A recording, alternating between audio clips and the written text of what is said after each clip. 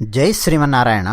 కృష్ణాష్టమి సందర్భంగా శ్రీకృష్ణ పరమాత్మ ఉద్భవించినప్పుడు ఏం జరిగింది, అంతకుముందు ఏం జరిగింది, ఆ రాత్రి ఏం జరిగింది, కొన్ని విషయాలను మనం ఇందులో ముచ్చటించుకోవడానికి ప్రయత్నం చేద్దాం. అది కూడా శ్రీకృష్ణాష్టమి సందర్భంగా శ్రీకృష్ణ భగవానుణ్ణి స్మరిస్తూ ఈ విషయాన్ని మనం తెలుసుకోవడానికి ప్రయత్నం చేద్దాం. మధుర ఉగ్రసేనుడు పరిపాలిస్తూ ఉన్నాడు. భోజ, అంధక, వృష్ణి ఇలా ఎన్నో వంశాలున్నాయి. యాదవ వంశాలు, ఇవన్నీ కూడా యాదవ వీరులు, చక్కటి రాజ్యాలున్నాయి.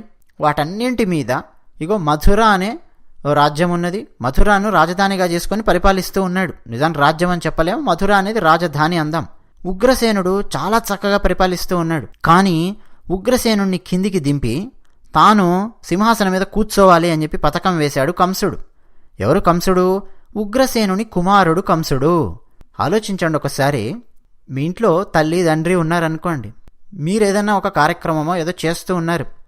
ముందు తల్లిదండ్రులకు చెప్పి వాళ్ళ అనుమతి తీసుకొని చేయడం అన్నది భారతీయ సనాతన ధర్మంలో ఉంది.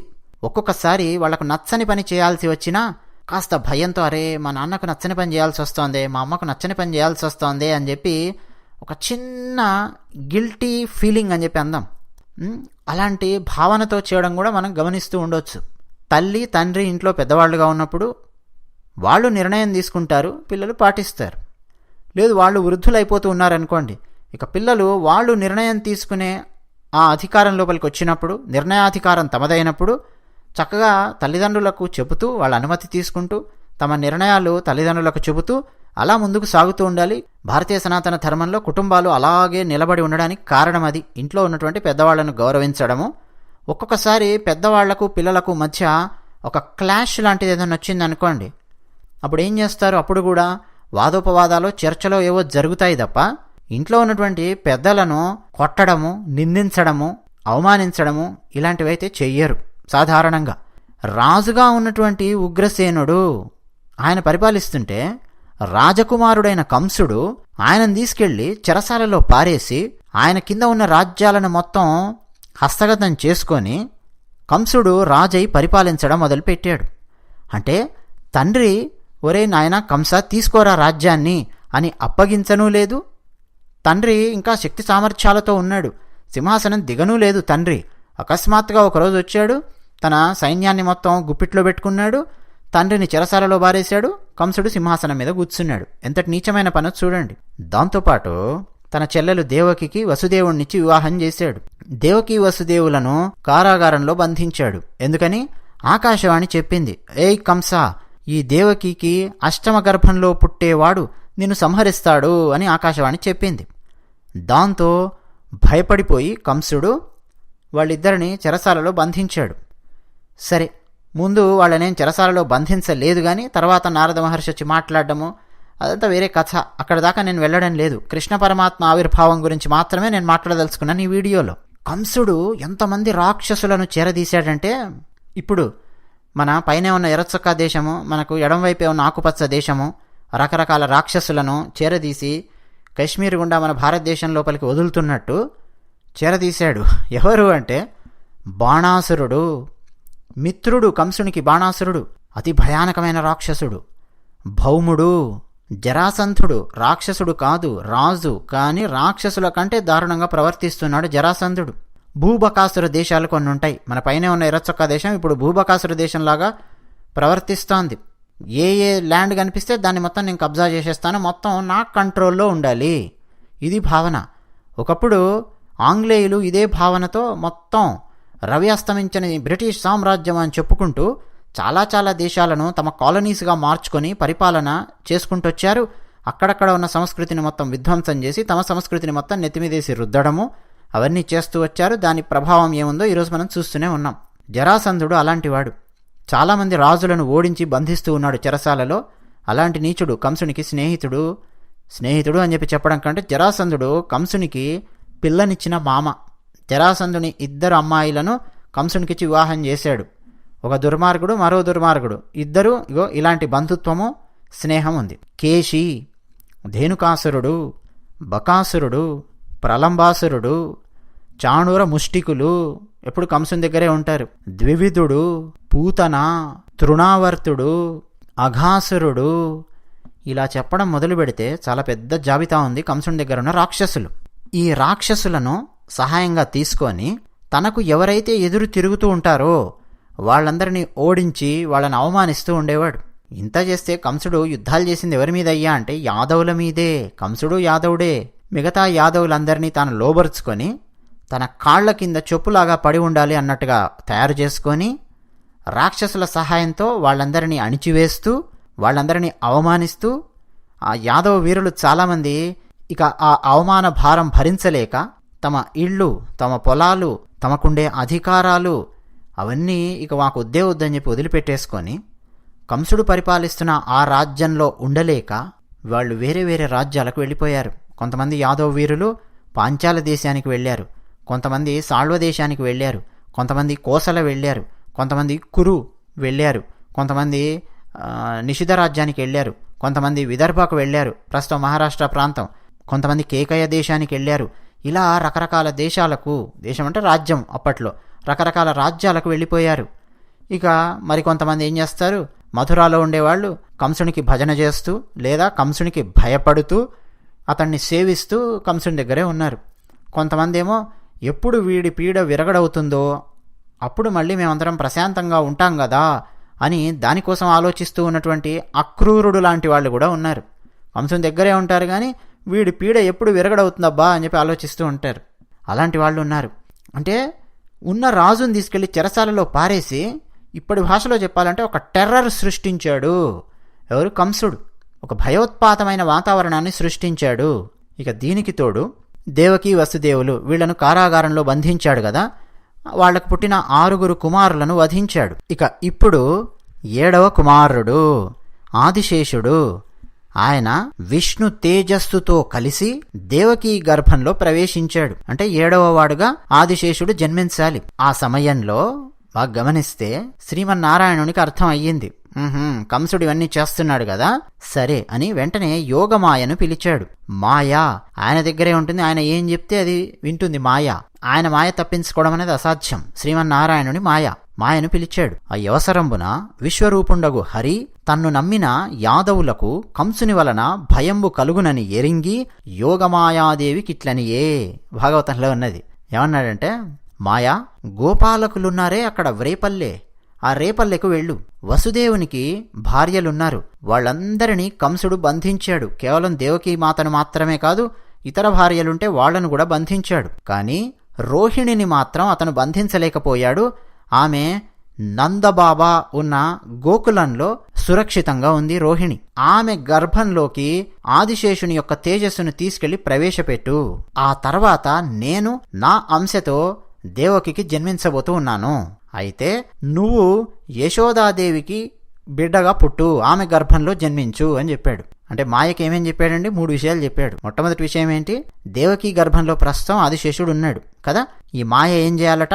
దేవకీ గర్భంలో ఉన్న ఆదిశేషుణ్ణి తీసుకెళ్లి నందగోకులంలో ఉన్న రోహిణి గర్భంలో ప్రవేశపెట్టాలి. ఎవరా రోహిణి? వసుదేవుని యొక్క ఇంకొక భార్య. కంసుని భార్య నుండి ఆమె తప్పించుకొని అక్కడికి వెళ్లి తలదాచుకుంది. ఆమె గర్భంలో ప్రవేశపెట్టాలట మొట్టమొదటిది. రెండవది, మాయ చేసేదేం లేదు గాని ఆమెకు అదనంగా ఒక సమాచారాన్ని చెప్పాడు శ్రీమన్నారాయణుడు. ఏమిటి? 8వ గర్భంలో దేవకికి నేను జన్మించబోతున్నాను చెప్పాడు. ఆ తర్వాత ఇంకొక విధి నిర్వహణ డ్యూటీ అనుకుందాం, ఒక డ్యూటీ వేశాడు మాయకు. ఏంటి అంటే, నందబాబా భార్య యశోదామాత ఆమె గర్భంలో నువ్వు ప్రవేశించు, ఆమెకు నువ్వు బిడ్డగా పుట్టు. ఇంకేముందండి? ఆజ్ఞలా స్వీకరించి మాయ శ్రీమన్నారాయణునికి నమస్కరించి ఇక భూలోకానికి వచ్చింది. దేవకీదేవి గర్భంలో ఉన్న ఆ ఆదిశేషుని అంశను, ఆ పిల్లవాడిని తీసుకొని వెళ్ళి నందగోకులంలో ఉన్న రోహిణీదేవి గర్భంలో ప్రవేశపెట్టింది. ఇక చాలామంది అక్కడ ఉన్న వాళ్ళందరూ ఏమనుకున్నారు? చెరసాల చుట్టూ ఉన్నవాళ్ళు దేవకికి గర్భస్రావం జరిగింది, దేవకికి 7వ పిల్లవాడు పుట్టలేదు అని చెప్పి అనుకున్నారు. సరే, కంసుడు ఏమనుకున్నాడు అన్నదాన్ని తర్వాత చాలామంది రచయితలు అద్భుతంగా వర్ణిస్తూ, నా దెబ్బకు భయపడిపోయి గర్భస్రావం అయిపోయింది, ఆ పిల్లవాడు బయటికి కూడా రాకుండా వాడు పైకి పోయాడు అని కంసుడు అనుకున్నట్టుగా కొన్ని వ్యాఖ్యానాలు అవన్నీ ఉన్నాయి. సరే, అలా 7వ వాడు ఎవరయ్యా అంటే రోహిణీ గర్భంలో పుట్టినవాడు బలభద్రుడు లేదా బలరాముడు, సంకర్షణుడు ఆయన పేరు. దేవకీ గర్భం నుంచి సంకర్షణము చేసి రోహిణీ గర్భంలో ప్రవేశించి అలా పుట్టాడు కాబట్టి ఆయనకు సంకర్షణుడు అనే పేరొచ్చింది. ఇక్కడ ఒక విషయం ఆలోచించండి. సరాసరి బలరాముడు రోహిణీ గర్భాన జన్మించొచ్చు కదా, ఎందుకు దేవకీ గర్భంలో ప్రవేశించి మళ్ళీ అక్కడి నుంచి ఆయనను తీసుకెళ్లి రోహిణీ గర్భంలో ప్రవేశపెట్టడం ఎందుకు, రోహిణికి అలా జన్మించడం ఎందుకు ఆలోచించండి. చాలా మందికి తెలిసే ఉంటుంది పెద్దవాళ్లకు. కంసునికి ఆకాశవాణి ఏం చెప్పిందండి? దేవకికి అష్టమ గర్భంలో జన్మించేవాడి చేతిలో నువ్వు మరణిస్తావు అని ఆకాశవాణి చెప్పింది. ఒకవేళ బలరాముడు గనక ముందు దేవకీ గర్భంలో ప్రవేశించి ఉండకపోతే, సరాసరి రోహిణీ గర్భాన జన్మించి ఉంటే అప్పుడేమయ్యేది?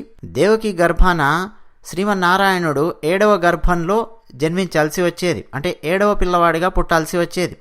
కానీ అష్టమ గర్భంలోనే పుట్టాల్సి ఉంది. ఆయన అష్టమ గర్భంలో పుట్టే కంసుడిని చంపాల్సి ఉంది. అందుకని ముందు దేవకీ గర్భంలో ప్రవేశించాడు. ఆదిశేషుడు విష్ణు అంశతో కలిసి ప్రవేశించాడు.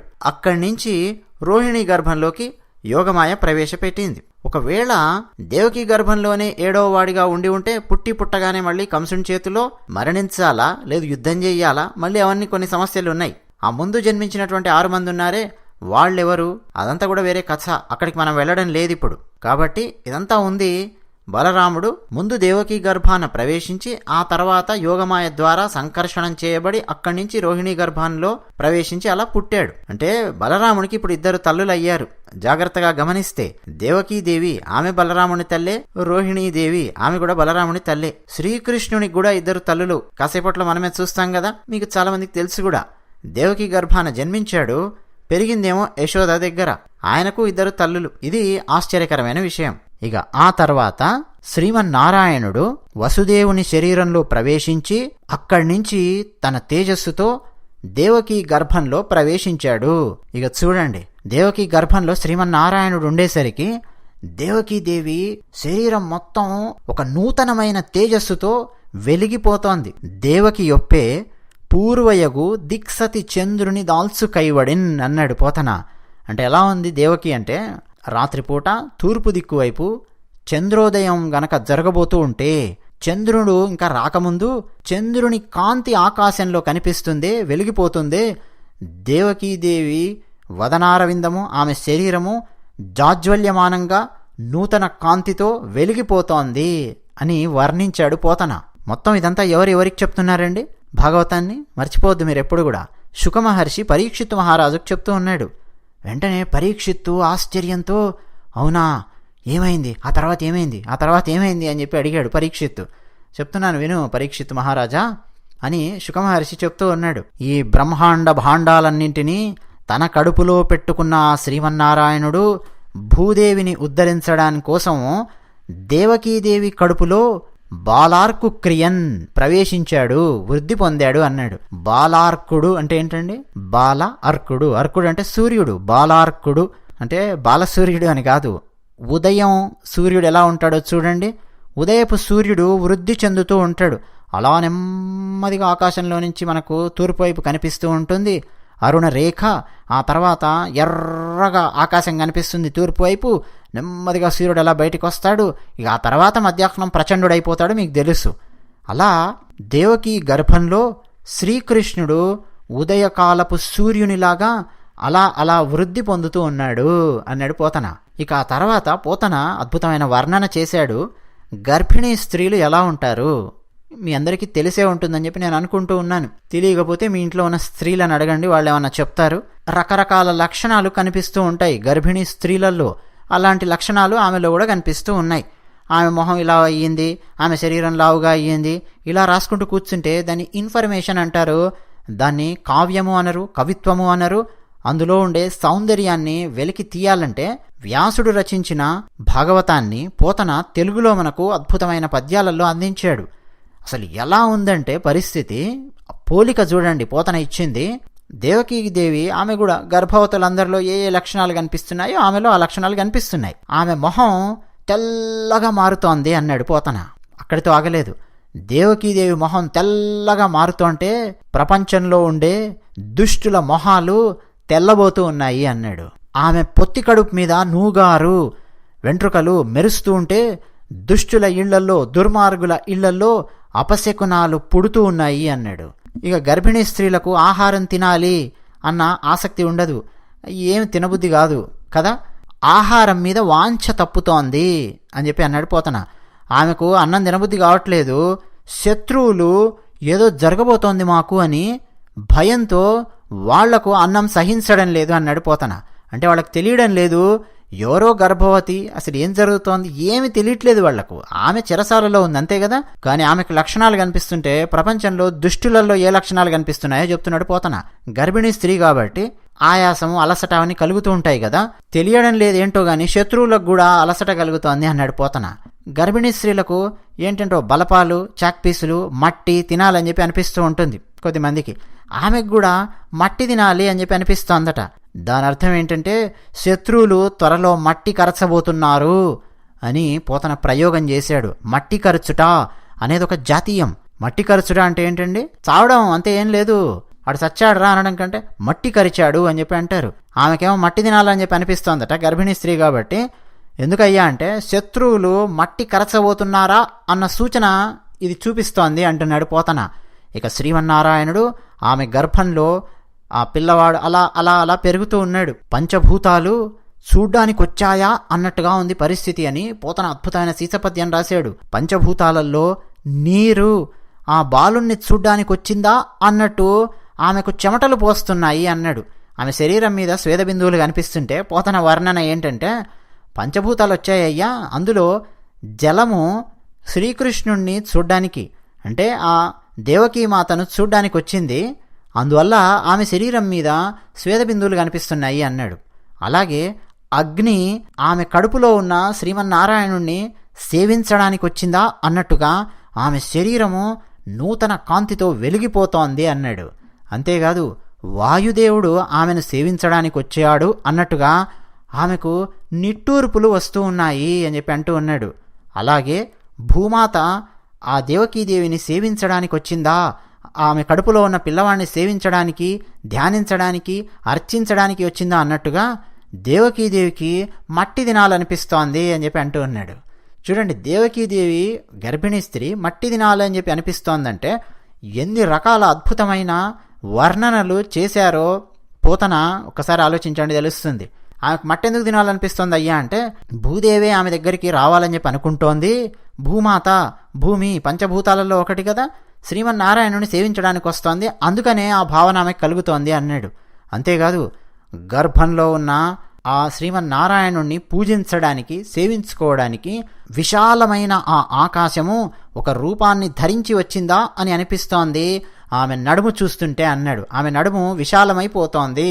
గర్భిణీ స్త్రీ కదా, పిల్లవాడు పెరుగుతూ ఉన్నాడు, ఆమె కాస్త లావెక్కినట్టుగా కనిపిస్తోంది, ఆమె నడుము విశాలమవుతోంది. ఎందుకయ్యా అంటే ఆకాశము, ఆ విశాలమైన ఆకాశము, అనంతమైన ఆకాశము శ్రీమన్నారాయణుణ్ణి సేవించడానికి వచ్చిందా, రూపం ధరించి వచ్చిందా అన్నట్టు ఆమె నడుము విశాలమయ్యింది అని పోతన మాతృత్వాన్ని అంత అద్భుతంగా వర్ణించాడు. గర్భిణీ స్త్రీని అంత అద్భుతంగా వర్ణించాడు. ఎవరామె సామాన్యురాలు కాదు, శ్రీకృష్ణునికి జన్మనివ్వబోయే తల్లి దేవకీదేవిని వర్ణించాడు. అంతేకాదు రోజు రోజుకు ఆమె పొట్ట పెరుగుతూ ఉంటుంది కదండి గర్భిణీ స్త్రీ కాబట్టి.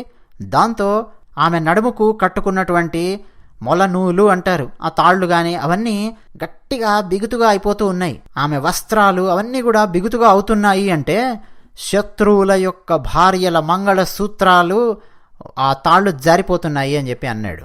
అంటే ఈమె వస్త్రాలేమో కాస్త టైట్గా అవుతున్నాయట, శత్రువుల భార్యల మంగళ సూత్రాలేమో జారిపోతూ ఉన్నాయన్నాడు. అంటే శత్రువులు ఈ శ్రీమన్నారాయణుని చేతుల్లో చావబోతున్నారు అన్న సూచన పోతన చూపిస్తూ ఉన్నాడు భాగవతంలో. అంతేకాదు దేవకీదేవి దేహ కాంతి రోజు రోజుకు పెరుగుతుంటే శత్రువుల భార్యల దేహ కాంతులు తగ్గిపోతున్నాయి అన్నాడు. ఆమె ధరించిన కొద్దో గొప్ప ఆభరణాలు, చిన్న చిన్న ఆభరణాలు ఏవో ఉంటే అవన్నీ బరువుగా అనిపిస్తున్నాయట, ఆమెకు మోయలేకపోతోంది. శత్రువుల భార్యల కడుపులు కిందికి జారిపోతున్నాయి అన్నాడు. ఇక రోజు రోజుకు ఆమె ప్రసవించే సమయం దగ్గరికి వస్తుంటే శత్రువుల భార్యలు ముత్తైదువలుగా ఉండే రోజులు తగ్గిపోతున్నాయి అన్నాడు. ఇప్పుడు కంసునికి ఈ సమాచారాన్ని మొత్తం ఆ చెరసాల ముందున్న వాళ్ళు అందిస్తూ ఉన్నారు. వీళ్ళకి ఆహారం అందించేవాళ్ళు కావచ్చు, ఆ సైనికులు కావచ్చు, అందిస్తూ ఉన్నారు. దేవకీదేవి ఎప్పుడున్నట్టుగా లేదండి, ఈసారి గర్భం ధరించింది కదా, కొత్త కొత్త కాంతి కనిపిస్తోంది, కొత్త వెలుగు కనిపిస్తోంది, సామాన్యమైన మానవ కాంతలాగా కనిపించడం లేదు అని కంసునికి సమాచారాన్ని అందిస్తూ ఉన్నారు. కంసుడు ఆలోచిస్తూ ఉన్నాడు. ఒకసారి అలా చెరసాల వంక వచ్చి చూసి మరీ వెళ్ళాడు. తలకాయ పట్టుకున్నాడు. భయం ప్రారంభం అయ్యింది. ఈమె గర్భాన్ని గమనిస్తూ ఉంటే నా గుండె బరువైపోతోంది, నా హృదయం అలా కొట్టుకుంటోంది, భయం వేస్తోంది. ఇంతకుముందు దేవకీదేవి గర్భాన్ని ధరించినప్పుడు ఎప్పుడు చూసినా నాకు ఇలా అవ్వలేదు. ఈమె గర్భంలో ఖచ్చితంగా శ్రీమన్నారాయణుడు ప్రవేశించి ఉండొచ్చు. అందుకే నాకు ఇలా భయం కలుగుతోంది. అందుకే ఈమె దేహకాంతి రోజు రోజుకు పెరుగుతోంది. అరే, ఇప్పుడే ఈమెను చంపేస్తే అలా ఉంటుంది. అసలు అతను బయటికే రాడు కదా పిల్లవాడు. కానీ ఈమెను గనక నేను చంపేస్తే, ఛీ, స్త్రీని చంపావురా కంస అని నన్నందరూ ఈసడించుకుంటారు కదా. అందులోనూ చెల్లెలు, అందులోనూ గర్భవతి. ఆమెను గనక నేను చంపానంటే నన్నందరూ తిట్టుకుంటారు. నా కీర్తి నాశనం అయిపోతుంది, నా ఆయుష్ నాశనం అయిపోతుంది, తరిగిపోతుంది. గర్భవతి అయిన నా చెల్లెల్ని చంపితే నా ఐశ్వర్యం మొత్తం మాయమైపోతుంది, నాశనం అయిపోతుంది. మరి నేను ఎలా చంపాలా? ఏమేను చంపాలా వద్దా ఆలోచిస్తూ ఉన్నాడు. ఒకవేళ చంపితే లోకం మొత్తం నన్ను నిందిస్తుంది. ఈ రాజ్యమే కాదు, ఇంక మిగతా రాజ్యాలు చాలా ఉంటాయి కదా, వాళ్ళందరూ కూడా నన్ను నిందిస్తారు. ఏమని? వావి ఎరుంగని క్రూరుని జీవన్మృతుడనుచు నిందజేయుదురు అని చెప్పి అనుకుంటున్నాడు కంసుడు. అంటే వావి వలసలేని పరమ దుర్మార్గుడు వీడు, క్రూరుడు వీడు, వీడు బతికున్నా చచ్చినట్టెరా అని లోకులు నన్ను నిందిస్తారేమో, పైగా నేను నరకానికి వెళతానేమో ఇవన్నీ ఆలోచిస్తున్నాడు. కంసుడు అంతకుముందే చాలా చాలా దుర్మార్గాలు చేశాడు, కానీ ఇంకా లోక నిందకు భయపడుతూ ఉన్నాడు. చూడండి, అది ఆశ్చర్యం. అమ్మో, అలా గనక అనుకుంటే నన్ను దుర్మార్గుడు అని చెప్పి అంటూ ఉంటారు. అలా జీవించడం చాలా కష్టం అవుతుంది అని చెప్పి ఆలోచిస్తున్నాడు.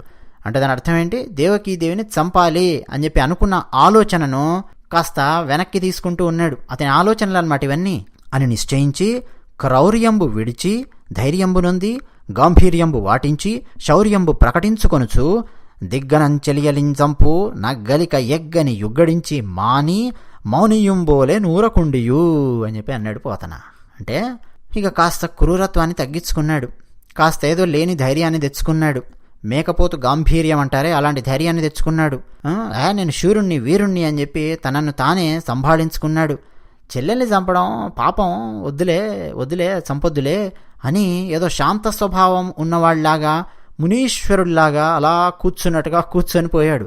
అంటే వాడి అవస్థ అన్నమాట ఇదంతా కూడా. It's a psychological state. కానీ భయం ఏమన్నా తగ్గుతుందా? భయం తగ్గే ప్రసక్తే లేదు. ఇప్పుడు నేను ఎలా తప్పించుకోవాలి అని ఆలోచిస్తూ ఉన్నాడు. ఇదెక్కడి శత్రుత్వము నాకు, నేను అసలు తప్పించుకోలేకపోతూ ఉన్నానే.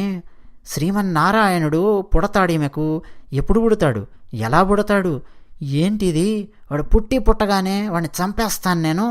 సరే కానీలే, ఎప్పుడు ప్రసవిస్తుందో ఎదురు చూస్తాను అని అనుకున్నాడు కంసుడు. అయితే కంసుని అవస్థను పోతన వర్ణించాడు. మనకు వేదవ్యాసుడు కూడా చాలా అద్భుతమైన శ్లోకాలున్నాయి.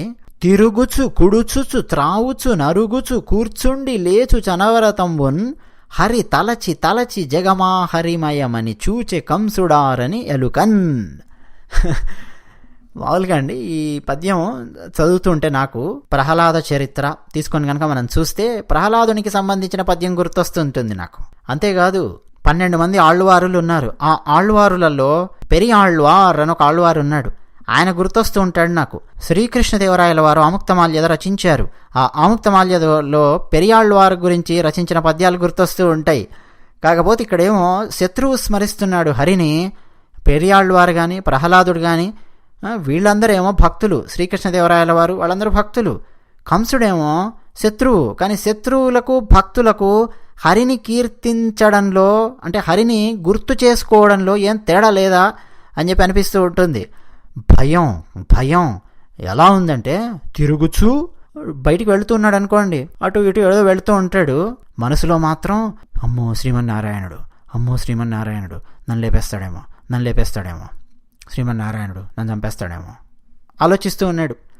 పోనీ కంసమహారాజా రండి అని కూర్చోబెట్టి చక్కగా భార్యలిద్దరూ నిలబడి వడ్డిస్తుంటే, భోజనం చేస్తూ ఉంటే వీని మనస్సు భోజనం మీదకి వెళ్ళడం లేదు.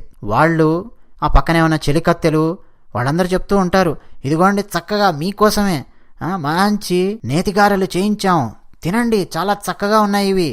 లేదు, ఇదిగో ఫలానా అద్భుతమైన పాయసం తయారు చేయించాం, తినండి, మన వంటవాడు మీకోసం ప్రత్యేకంగా అన్నీ నూరి వేయించి, అబ్బో నేతిలో వేయించి చాలా చక్కగా చేశాడు అని ఏదో చెప్తుంటారు. పక్కన భోజనం చేస్తుంటాడు. వీడి ఏకాగ్రత భోజనం మీద ఉండడం లేదు. అతి రుచికరమైన భోజనాన్ని అతి అద్భుతమైన ఆసనం మీద కూర్చొని, బంగారు బల్లలుంటాయి, ఇప్పటి భాషలో చెప్పాలంటే డైనింగ్ టేబుల్స్, తింటున్నా కానీ భయం భయం భయం భయం వేస్తుంది. త్రాగుతున్నా మద్యం తాగుతూ ఉంటాడు. ఎవరితో కలిసి కూర్చొని, రాక్షసులు ఉంటారే స్నేహితులు, ఏ బాణాసురుడో ఎవడో ఉంటాడు. తాగుతున్నా కానీ వాడికి హరినామస్మరణే. లేచి కాసేపు అటు ఇటు నడుద్దాము అని చెప్పి నడుస్తూ ఉంటాడు. భోజనం చేశాక కొద్దిమంది నడుస్తూ ఉంటారు, వాకింగ్ అని, బ్రిస్క్ వాక్ అని. అలా నడుస్తూ ఉంటాడు, హరినామస్మరణనే. లేదు, ఏం నడవకుండా కూర్చుంటాడు, హరినామస్మరణనే. అప్పుడు ఇంకా టీవీలు లేవులేండి. టీవీలు ఉన్నా సరే, టీవీ చూస్తున్నా సరే హరినామస్మరణ చేసి ఉండేవాడు. ఉదయం లేచి లేవగానే వెంటనే మళ్ళీ హరినామస్మరణ. అమ్మో, విష్ణువు నన్ను చంపేస్తాడేమో, శ్రీమన్నారాయణుడు విష్ణువు ఎప్పుడొస్తాడో, ఎప్పుడు చంపుతాడో, ఇదే ఆలోచన. వాడి మనస్సు మొత్తం ఉడికిపోతోంది. వాడు ఎటు చూసినా గాని ఈ ప్రపంచం మొత్తం విష్ణుమయంలాగా కనిపిస్తోంది. జగము ఆ హరిమయమని చూచె కంసుడు ఆరని ఎలుకన్. జగం మొత్తం హరి హరి హరే ఉన్నాడు జగమంతా. ఈ శ్రీమన్నారాయణుడే ఉన్నాడు జగమంతా. నారాయణ, విష్ణుమయం ఇదంతా జగమంతా, నేను ఎటెళ్ళాలి అన్న భావన వానికి వచ్చేస్తోంది. ఇంకా అండి, ఒక అద్భుతమైన శీసపద్యము. శ్రవణ రంధ్రములనే శబ్దంబు వినపడున్, అది హరి రవమని ఆలకించు. చెవులకు ఏ శబ్దం వినిపించినా సరే అది విష్ణువు మాట అని చెప్పి అనుకొని వింటూ ఉన్నాడు. కళ్ళకు ఏది కనిపించినా సరే అది విష్ణు స్వరూపం అని చూస్తున్నాడు. అలా నడుచుకుంటూ వెళుతుంటే ఏ ఆకో వచ్చి శరీరం మీద పడింది, లేదు ఏ గడ్డి పరకో తగిలింది అనుకోండి, అమ్మో విష్ణు విష్ణు విష్ణు వచ్చాడు, విష్ణు విష్ణు నాకు తగిలాడు అని భయపడుతున్నాడు, ఉలిక్కి పడుతున్నాడు. కూర్చొనుంటే ప్రశాంతంగా వీడు ఏదో ఒక సుగంధం ముక్కుకు తాకింది అనుకోండి, ఏ చెలికత్తెలో అట్నుంచిటు ఇట్నుంచటు పువ్వులను తీసుకొని వెళుతూ ఉన్నారనుకోండి, ఏదో అలంకరించడానికి అన్నట్టుగా, వీడి ముక్కుకు వాసన వచ్చి తగులుతుంది కదా. వాసన తగలగానే విష్ణు విష్ణు మెడలో వనమాలిక అని ఏదో వేసుకుంటాడటగా, అది సుగంధంతో ఉంటుందటగా పెద్దలు చెప్పారు.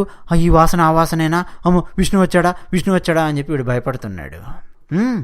గంధంబులేమైన ఘ్రాణంబు సోకిన హరిమాలికా గంధమనుచు నదురు. విష్ణు మెడలో ఉండే ఆ మాలిక, అదే ఈ వాసన అంటే విష్ణు వచ్చాడా భయపడుతున్నాడు. అంతేకాదు, తాను ఏం మాట్లాడినా సరే, అంటే తనకు ఏం వినిపించినా అది విష్ణు శబ్దం అనుకుంటున్నాడు. ఇప్పుడు ఎవరో అటు ఇటు వెళుతూ, అరే ఆ విష్ణకర్ర ఎటు తీసుకురారా అని చెప్పి అన్నాడు అనుకోండి, ఎవరన్నా విష్ణకర్ర విష్ణు విష్ణు విష్ణు అన్నావు కదా నువ్వు అంటాడు. పోనీ తాను ఏదన్నా మాట్లాడాడు అనుకోండి, నేను ఇప్పుడు ఏమన్నాను, విష్ణు పేరు పిలిచానా అంటాడు. కాదు మహారాజా, మీరు విష్ణు పేరు పిలవలేదు, ఇంకేదో చెప్పారు అని పక్కనున్న వాళ్ళు చెప్తారు. లేదు లేదు, నేను విష్ణు పేరు పిలిచాను అని భ్రమపడుతూ ఉన్నాడు. నిరంతరం వీడి ఆలోచనల నిండా విష్ణు విష్ణు విష్ణు విష్ణు శ్రీమన్నారాయణుడే. ఎప్పటి నుంచి? దేవకీదేవిని అలా చూసినప్పటి నుంచి. దేవకీదేవి ఆ కాంతితో వెలిగిపోతూ ఉంటే చూడగానే ఇక అప్పటి వరకు భయం కాస్తో కూస్తూ ఉన్నది. అప్పటి వరకు 6 మందిని చంపేశాడు కాబట్టి కాస్త ధైర్యంగా ఉన్నాడు. 7వవాడు సరే రాలేదు పుట్టలేదు అని చెప్పి అనుకుంటూ ఉన్నాడు. ఇప్పుడు అష్టమ గర్భం దేవకీదేవి గర్భం చూడగానే భయం పుడుతున్నది రాక్షసులకు, భయం పడుతుంది దుర్మార్గులకు అని చెప్పడానికి ఇదొక చిన్న ఉదాహరణ. ఇక అప్పుడు ఆ అవసరంబున అనుచర సమేతులైన దేవతలు నారదాది మునులును కూడా నడవ నలువయును ముక్కంటియునక్కడకు వచ్చి దేవకీదేవి గర్భంబున అర్భకుండయ్యున్న పురుషోత్తమునిట్లని స్తుతించిరి అన్నాడు పోతన. ఎవరొచ్చారట? పరమశివుడు వచ్చాడు అక్కడికి, ముక్కంటి నారదాది మునులొచ్చారక్కడికి, బ్రహ్మదేవుడొచ్చాడు, దేవతలు వాళ్ళందరి అనుచరులను తీసుకొని వచ్చారు. ఆకాశంలో ఆ చెరసాల మీదే నిలబడి ఉన్నారు. వాళ్ళు ఎక్కడికైనా వస్తారు, వాళ్ళు కంటికి కనిపించరు కదా. పరమశివుడేమో వీళ్ళ కంటికి కనిపిస్తున్నాడా? దేవకీదేవికి వస్తేవానికి ఏమీ లేదు. అలా ఆకాశంలో అలా నిలబడి ఉన్నారు, చూస్తూ ఉన్నారు కింద పురుషోత్తమునితో. ఎవరితో? దేవకీదేవి గర్భంలో ఉన్న పురుషోత్తముడు శ్రీమన్నారాయణుడితో అంటూ ఉన్నారు వచ్చి వాళ్ళందరూ. నారాయణ మహానుభావ పురాణ పురుష, సత్యమే వ్రతము నీకు, అంటే సత్యమే వ్రతంగా కలవాడివి నువ్వు అన్నారు. నువ్వు నిత్యునివి, అన్ని కాలాలలో నువ్వు ఉంటావు, నువ్వు లేని కాలం అంటూ లేదు. జరిగిన కాలంలోనూ, జరుగుతున్న కాలంలోనూ, జరగబోయే కాలంలోనూ నువ్వు ఉంటావు, పంచభూతాలలో నువ్వు ఉన్నావు. పంచభూతాలు నీ నుండి జన్మిస్తూ ఉన్నాయి. ఆ పంచభూతాలలో కూడా నువ్వే నిండి నిబిడీకృతమై ఉన్నావు. ప్రళయ కాలంలో అప్పుడు కూడా నువ్వు ఉంటావు. సృష్టిలో సత్యము అనేది ఏదైనా ఉంటే అది నీ నోటి నుంచి వచ్చే మాట. అన్నింటినీ సమానంగా చూస్తూ ఉంటావు. నువ్వే దిక్కు అని నిన్ను ఆశ్రయించి ఇక్కడికొచ్చాము. మాయ నీ ఆధీనంలో ఉంటుంది. ఎప్పుడైతే జనాల యొక్క జ్ఞానం మాయతో కప్పబడి ఉంటుందో, అజ్ఞానం ఆవహించి ఉంటుందో, అప్పుడు నీ పట్ల భేదభావంతో ప్రవర్తిస్తారు మనుషులు. కానీ మహానుభావులు, జ్ఞానులు ఒకే హృదయంతో ఆలోచిస్తూ అన్ని రూపాలు నువ్వే అని దర్శిస్తూ ఉంటారు అన్నారు. ప్రకృతి యొక్కటి పాదు, ఫలములు సుఖదుఖములు 2, గుణములు 3 వ్రేళ్ళు, తగు రసంబులు 4, ధర్మార్థముఖరంబు లెరిగెడి విధములైదింద్రియంబు, 6 స్వభావంబులాశోక మోహాదులూర్ములు, ధాతువులొక్క 7, పైపొరలెనిమిది ప్రంగలు, భూతంబులైదు, బుద్ధియు మనోహంకృతులును, రంధ్రమ్ములు 9, కోటరములు, ప్రాణపత్ర దశకంబు, జీవేశ పక్షియుగము కలుగు సంసార వృక్షంబు కలుగజేయ గావ నడిగింప రాజ ఒక్కరుడవీవా. శిశపద్యం ఇది. ఈ సృష్టిలో సంసారము అనే ఒక వృక్షముంది. ఆ వృక్షానికి ప్రకృతియే పాదు. సుఖము దుఃఖము అనేవి ఆ వృక్షానికి కాచే 2 ఫలాలు. సత్వగుణము, రజోగుణము, తమోగుణము అనే ఈ 3 గుణాలు ఆ వృక్షానికి ఉండే వేళ్ళు. ధర్మ అర్థ కామ మోక్షాలు అనే 4 చతుర్విధ ఫల పురుషార్థాలు, రసాలు. అంతేకాదు శబ్దము, స్పర్శ, రూపము, రుచి, వాసన ఇంద్రియాలు గ్రహించే విధములు. ఆకలి, దప్పిక, శోకము, మోహము, జర, మృత్యువు ఈ 6 ఊర్ములు. రసము, రక్తము, అస్థి, మజ్జ, మాంసము, మేధస్సు, శుక్రము ఈ 7 ధాతువులు ఆ వృక్షానికి ఉండే 7 పొరలు. పంచభూతాలు, వాటితో పాటు బుద్ధి, మనస్సు, అహంకారము అనే 8 ఈ వృక్షానికి ఉండే 8 కొమ్మలు. కళ్ళు, చెవులు, ముక్కు, నోరు, మలమూత్రాది ద్వారాలు మొత్తం లెక్కబెడితే 9. ఆ వృక్షానికి గల 9 రంధ్రాలు. ప్రాణవాయువు, అపానవాయువు, వ్యానవాయువు, ఉదానవాయువు, సమానవాయువు ఇవి పంచప్రాణాలు. అలాగే నాగము, కూర్మము, కృకరము, దేవదత్తము, ధనంజయము అనే 5 ఉపప్రాణాలు. మొత్తం కలిపితే 10 ప్రాణాలు. ఆ వృక్షానికి ఉండే ఆకులు. ఇదే ఆ సంసార వృక్షము. జీవాత్మ, పరమాత్మ అనే 2 పక్షులు ఆ వృక్షం మీద నివసిస్తూ ఉంటాయి. ఇలాంటి సంసార వృక్షాన్ని పుట్టించడానికి, దాన్ని రక్షించడానికి, దాన్ని లయం చేయడానికి నువ్వే రాజువు. ఇది అక్కడికి వచ్చిన వాళ్ళందరూ దేవకీ గర్భంలో ఉన్న శ్రీమన్నారాయణుణ్ణి కీర్తిస్తూ మాట్లాడిన మాటలు. ఇలాంటి సంసార వృక్షం ఉన్నది, దాన్ని నువ్వే పుట్టిస్తున్నావు, దాన్ని నువ్వే రక్షిస్తున్నావు, దాన్ని నువ్వే మళ్ళీ లయం చేస్తున్నావు, దానికి మొత్తం రాజు నువ్వు అంటున్నారు. మహానుభావులు, జ్ఞానం సంపాదించిన వాళ్ళు తమ మనస్సు అటూ ఇటూ పోకుండా సంపూర్ణమైన ఏకాగ్రత మొత్తం నీ మీదే పెడతారు. నీ పాదపద్మాలను ఆశ్రయించి అతి భయానకమైన ఈ సంసార సాగరాన్ని దాటతారు. సంసార సాగరము దాటడము అంటుంటే అండి మనకు ఆదిశంకరాచార్యుల వారు రచించిన లక్ష్మీ నృసింహ కరావలంబ స్తోత్రం గుర్తు రావాలి. చాలా అద్భుతం. ఆదిశంకరాచార్యుల వారు పెట్టిన పదాలు గాని, వారు ఉపయోగించిన సమాసాలు గాని అత్యద్భుతం. ఇంకా వాళ్ళు ఏమన్నారంటే, నువ్వు ఈరోజేమో ఈ దేవకీ మాత గర్భంలో ప్రవేశించావు గాని అసలు నీకు ఎన్ని శరీరాలైనా సరే నువ్వు అవతారం ఎత్తుతూనే ఉంటావు. ఇవి అసంఖ్యాకము. లోకానికి క్షేమం కలిగించడం కోసం నువ్వు ఇలా అవతారాలు ధరిస్తూనే ఉంటావు.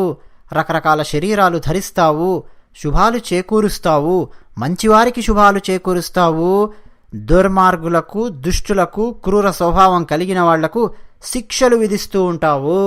ఇది వీళ్ళు అన్నారు. అద్భుతమైన వాక్యం ఏంటంటే భాగవతంలో ఇదే మరి చెప్పదలుచుకున్నది. శ్రీమన్నారాయణ కొంతమంది మేం పండితులం, మేం జ్ఞానులం అని చెప్పి అనుకుంటూ పరమ నీచుల్లాగా మారిపోతారు. అసలు నీ నామ సంకీర్తననే వాళ్ళు చెయ్యరు.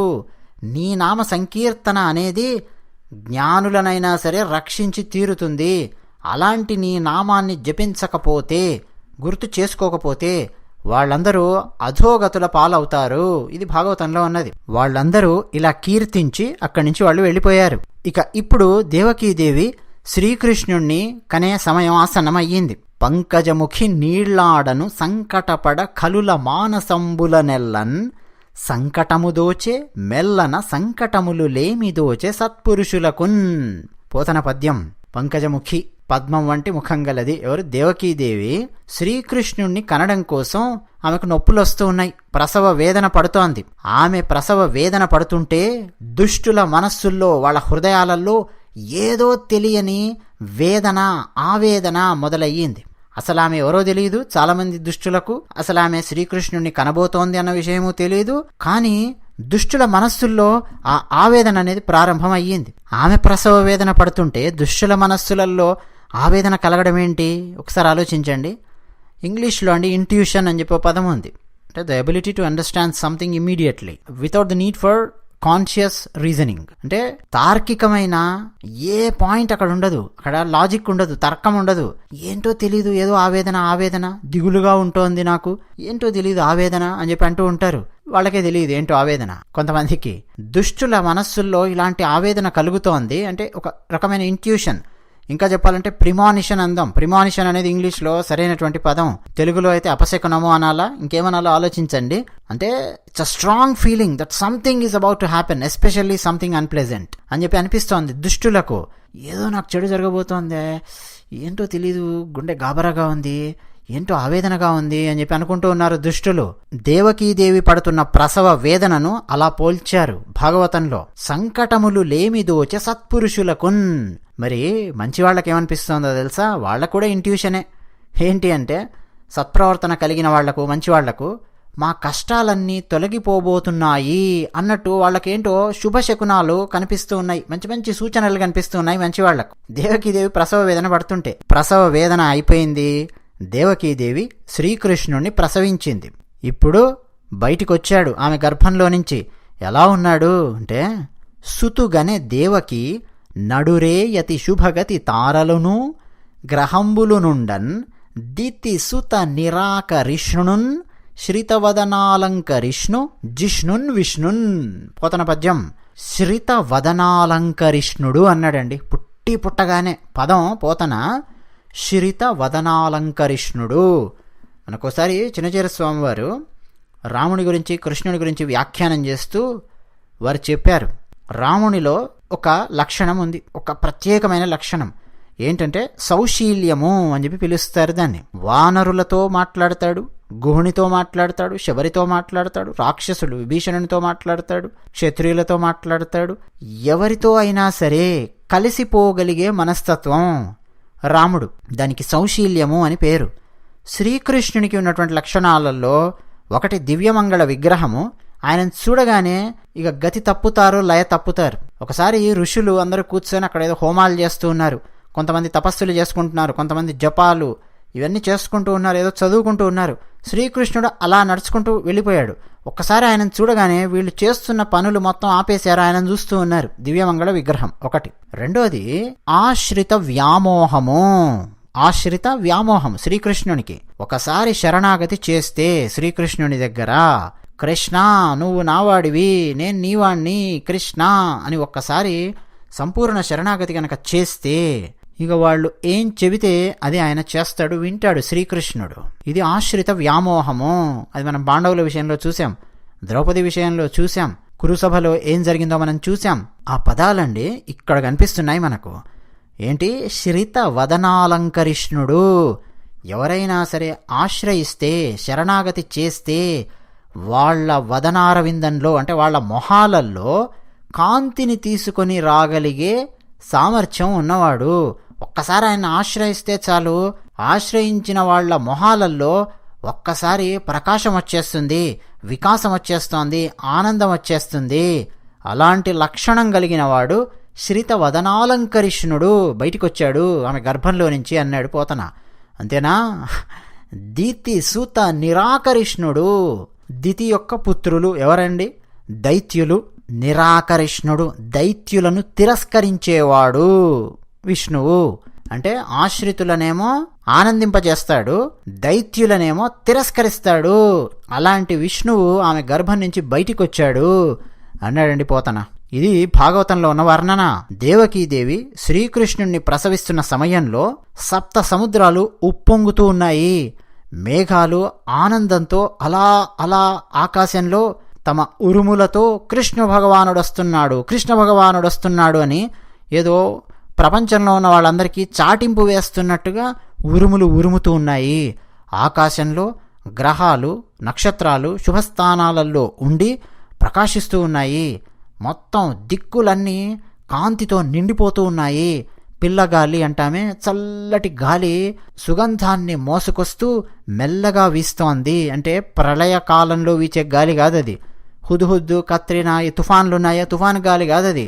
ఆహా, ఎంత చక్కగా ఉంది గాలి, ఎంత ఆనందాన్ని కలిగిస్తోంది శరీరానికి అన్నట్టుగా గాలి వీచింది. హోమగుండాలలో అగ్ని ప్రకాశవంతంగా వెలుగుతోంది. కొన్ని హోమగుండాలు నిరంతరం వెలిగే హోమగుండాలుంటాయి, అగ్ని ఆరని హోమగుండాలుంటాయి. అలాంటి హోమాలు చేసేవారుంటారు. ఒక్కసారి అగ్ని హోమగుండంలో అలా వెలిగిపోతున్నట్టుగా వెలిగిపోయింది. అంటే శ్రీకృష్ణ భగవానుడు వచ్చాడు, ఆయనకు నమస్కరిస్తున్నట్టుగా వెలిగిపోయింది. నిజానికి అర్ధరాత్రి, కానీ తుమ్మెదల గుంపులు దూసుకొనొస్తున్నాయి. పద్మాలతో తుమ్మెదల గుంపులతో సరస్సులన్నీ మెరిసిపోతూ ఉన్నాయి. సరస్సులు పద్మాలతో కళకళలాడుతూ ఉన్నాయి.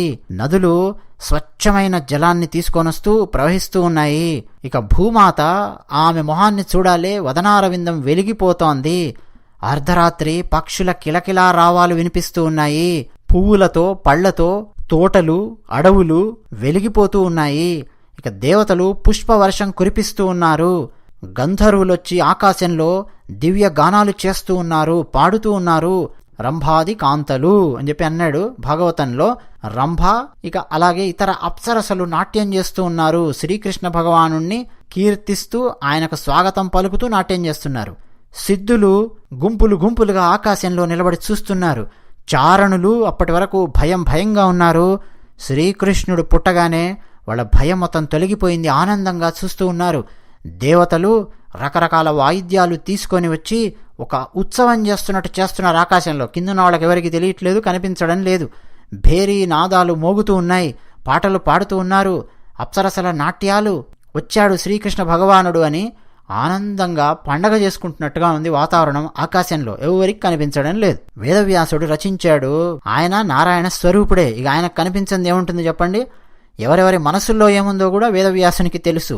ఇదంతా శుకమహర్షి పరీక్షిత్తుకు చెప్పి, పరీక్షిత్తు మహారాజా, శ్రీమన్నారాయణుణ్ణి ప్రసవించిన ఆ దేవకీ మాత మెరుపు తీగలు మెరిసినట్టుగా మెరిసిపోతోంది. ఎంత ఆనందంగా ఉందో ఆమె ఆ సమయంలో, ఎంత అందంగా ఉందో ఆమె ఆ సమయంలో, ఇక మనం వర్ణించలేము.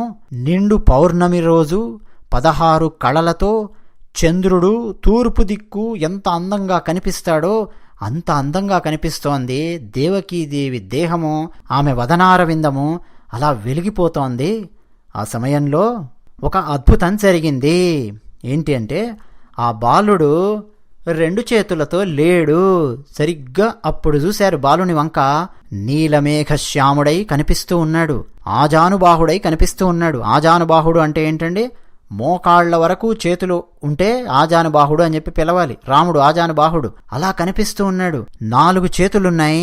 ఒక చేతిలో గద, ఒక చేతిలో శంఖం, ఒక చేతిలో చక్రం, ఒక చేతిలో పద్మం వెలిగిపోతూ ఉన్నాయి. శ్రీమన్నారాయణుడు ఎప్పుడైనా సరే 4 చేతులతో ప్రత్యక్షం అయ్యాడంటే అందులో ఖచ్చితంగా శంఖచక్రాలు గదా పద్మాలు ఉండి తీరతాయి. అలా 4 చేతులతో కనిపిస్తున్నాడు బాలుడు. వసుదేవుడు కళ్ళవంక చూశాడు. ఆ బాలుని కళ్ళవంక కళ్ళు తామర రేకుల్లాగా కనిపిస్తూ ఉన్నాయి, వెలిగిపోతూ ఉన్నాయి. వక్షం విశాలంగా కనిపిస్తోంది. కంఠంలో కౌస్తుభ మణి మెరిసిపోతోంది. ఎంతో సౌందర్యంతో ఉండే మొలతాడు, కంకణాలు, భుజకీర్తులు ఉన్నాయి. శ్రీమన్నారాయణుడు అలంకార ప్రియుడు. అలంకారం లేకుండా వచ్చే ప్రసక్తే లేదాయన.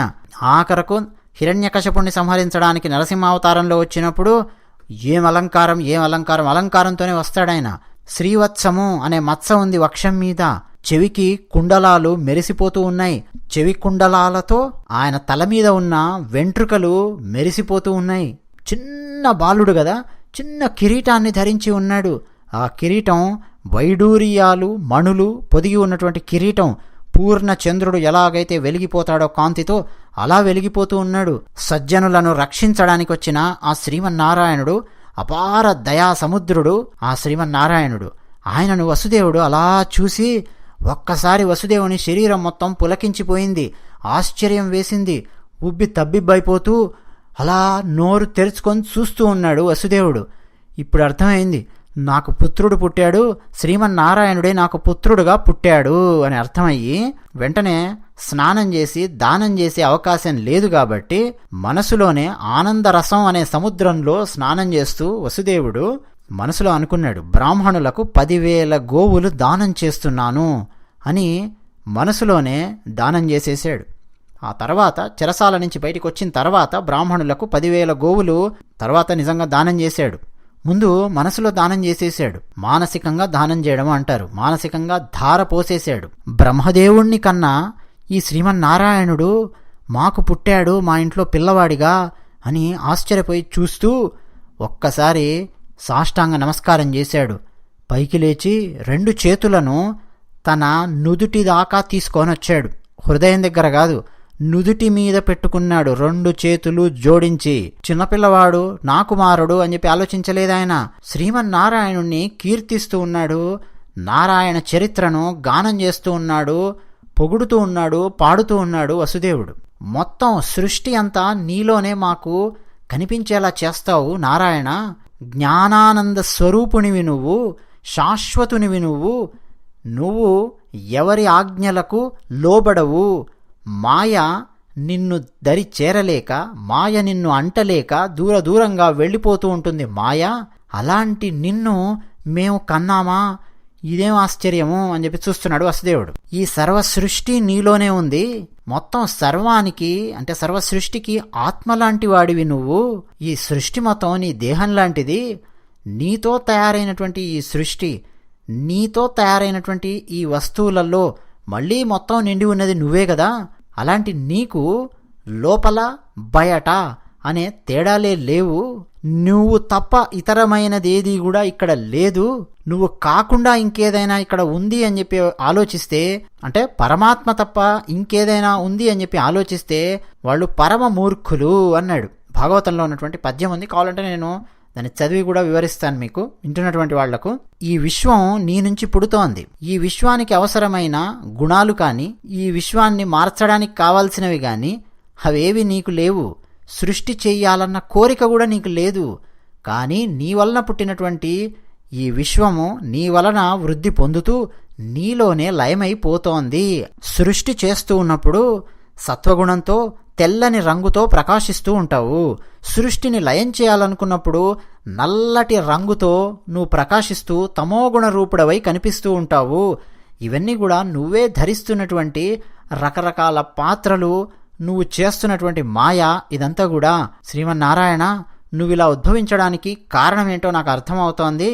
సత్పురుషులను రక్షించడానికి, దుర్మార్గులను శిక్షించడానికి ఈ భూమి మీద నువ్వు ఇలా మానవునిగా అవతరించావా అని వసుదేవుడు పదే నమస్కారాలు పెడుతూ ఉన్నాడు. అంతేకాదు ఇంకొక మాట అన్నాడు. ఆకాశవాణి ఆ రోజు చెప్పిన మాటల దెబ్బకు కంసునికి ధైర్యం అనేది సన్నగిల్లింది. ఆ రోజు నుంచి నువ్వు మా ఇంట్లో పుట్టబోతున్నావు అని చెప్పి భయపడ్డాడు. నీ ముందు పుట్టిన 6 మందిని అంటే నీ అన్నలందరినీ ఆ కంసుడు పొట్టన పెట్టుకున్నాడు. ఇక ఇప్పుడు నువ్వు పుట్టబోతున్నావు అన్న విషయం తెలియగానే కంసునికి నిద్ర కూడా పట్టడం లేదు. అంత భయపడుతున్నాడు. నువ్వు పుట్టావు అని ఈ చెరసాల ముందు ఉన్న భటులు గనక వెళ్ళి చెప్పారా, ఆలస్యం చెయ్యడు, వెంటనే దూసుకొని తన ఖడ్గంతో నీ వైపుకు దూసుకొస్తాడు అని వసుదేవుడు తనలో తాను అనుకుంటున్నట్టుగా ఆ పిల్లవానికి చెప్తున్నట్టుగా మాట్లాడుతున్నాడు. ఇప్పుడు దేవకీదేవి తన కుమారుణ్ణి చూసింది. సాముద్రిక శాస్త్రంలోనూ అలాగే పెద్దలు చెప్పిన విషయాలలోనూ మహాపురుషుల దేహంలో ఎలాంటి లక్షణాలుంటాయో అలాంటి లక్షణాలన్నీ ఆ బాలునిలో కనిపిస్తూ ఉన్నాయి. ఆహా, ఎంత అందంగా ఉన్నాడు ఈ బాలుడు, ఎంత సుకుమారుడు అని చెప్పి చూస్తోంది. అకస్మాత్తుగా ఆమెకు అన్న గుర్తొచ్చాడు కంసుడు. అమ్మో కంసుడు అని చెప్పి మళ్ళీ కాస్త భయం ప్రవేశించింది ఆమెకు. మళ్ళీ చిరునవ్వు నవ్వుతోంది. అలాగే శ్రీకృష్ణ పరమాత్మను చూస్తోంది. ఇప్పుడు దేవకీదేవి శ్రీకృష్ణుణ్ణి కీర్తిస్తూ ఆ తర్వాత దేవకీదేవి కూడా శ్రీకృష్ణుని కీర్తించింది. ఆ కీర్తించడంలో కూడా అండి తత్వం దాగుంది. మరోసారి నేను ఎప్పుడైనా చెప్తాను. మహాయోగులు ఒంటరిగా కూర్చొని యోగ మార్గాన్ని అవలంబిస్తూ కఠోరమైన సాధన చేస్తూ నిన్ను దర్శించాము అని చెప్పి అనుకుంటూ ఉంటారు. కానీ వాళ్ళు చూసింది తాము చూడాలి అనుకుంటున్న రూపాన్నే తప్ప నువ్వు అనుగ్రహించే ఈ రూపాన్ని కాదు ప్రభు. ఇలాంటి రూపాన్ని దర్శించగలిగే అవకాశం ఎంతమందికి వస్తుంది?